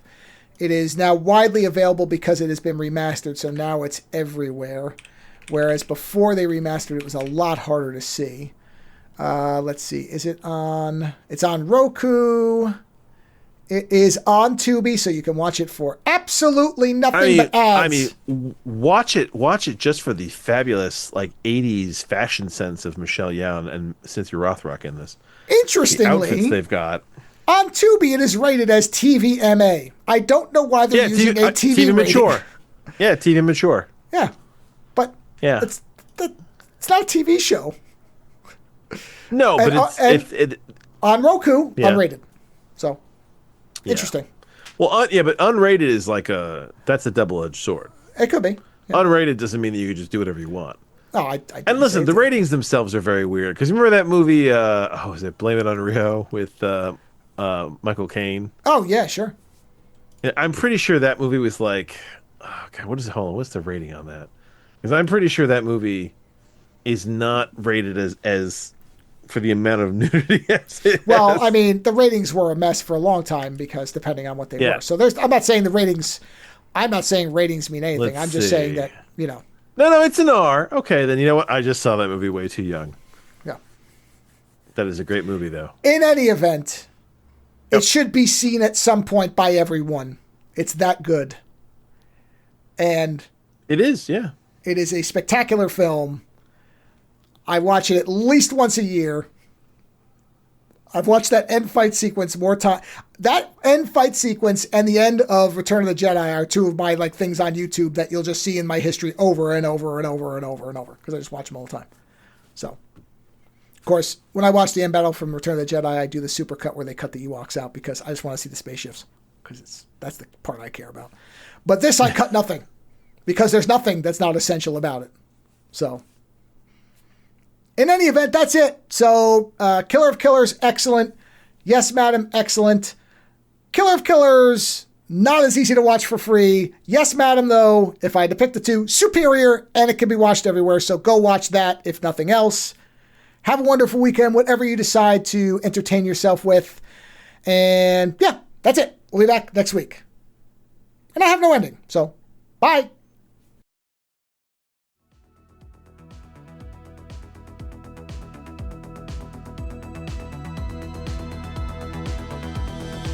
Visit OzoneNightmare.com to subscribe to new episodes or to browse through our back catalog. Follow at Ozone Nightmare on Twitter for the latest episode postings and other show information. If 140 characters just isn't enough, you can always email us, theozonenightmare@gmail.com. If you'd like to support the show, visit our creator page at patreon.com/Ozone Nightmare. Music for Ozone Late Night is provided by Ogre. Visit ogresound.bandcamp.com to listen and purchase his fantastic selection of music.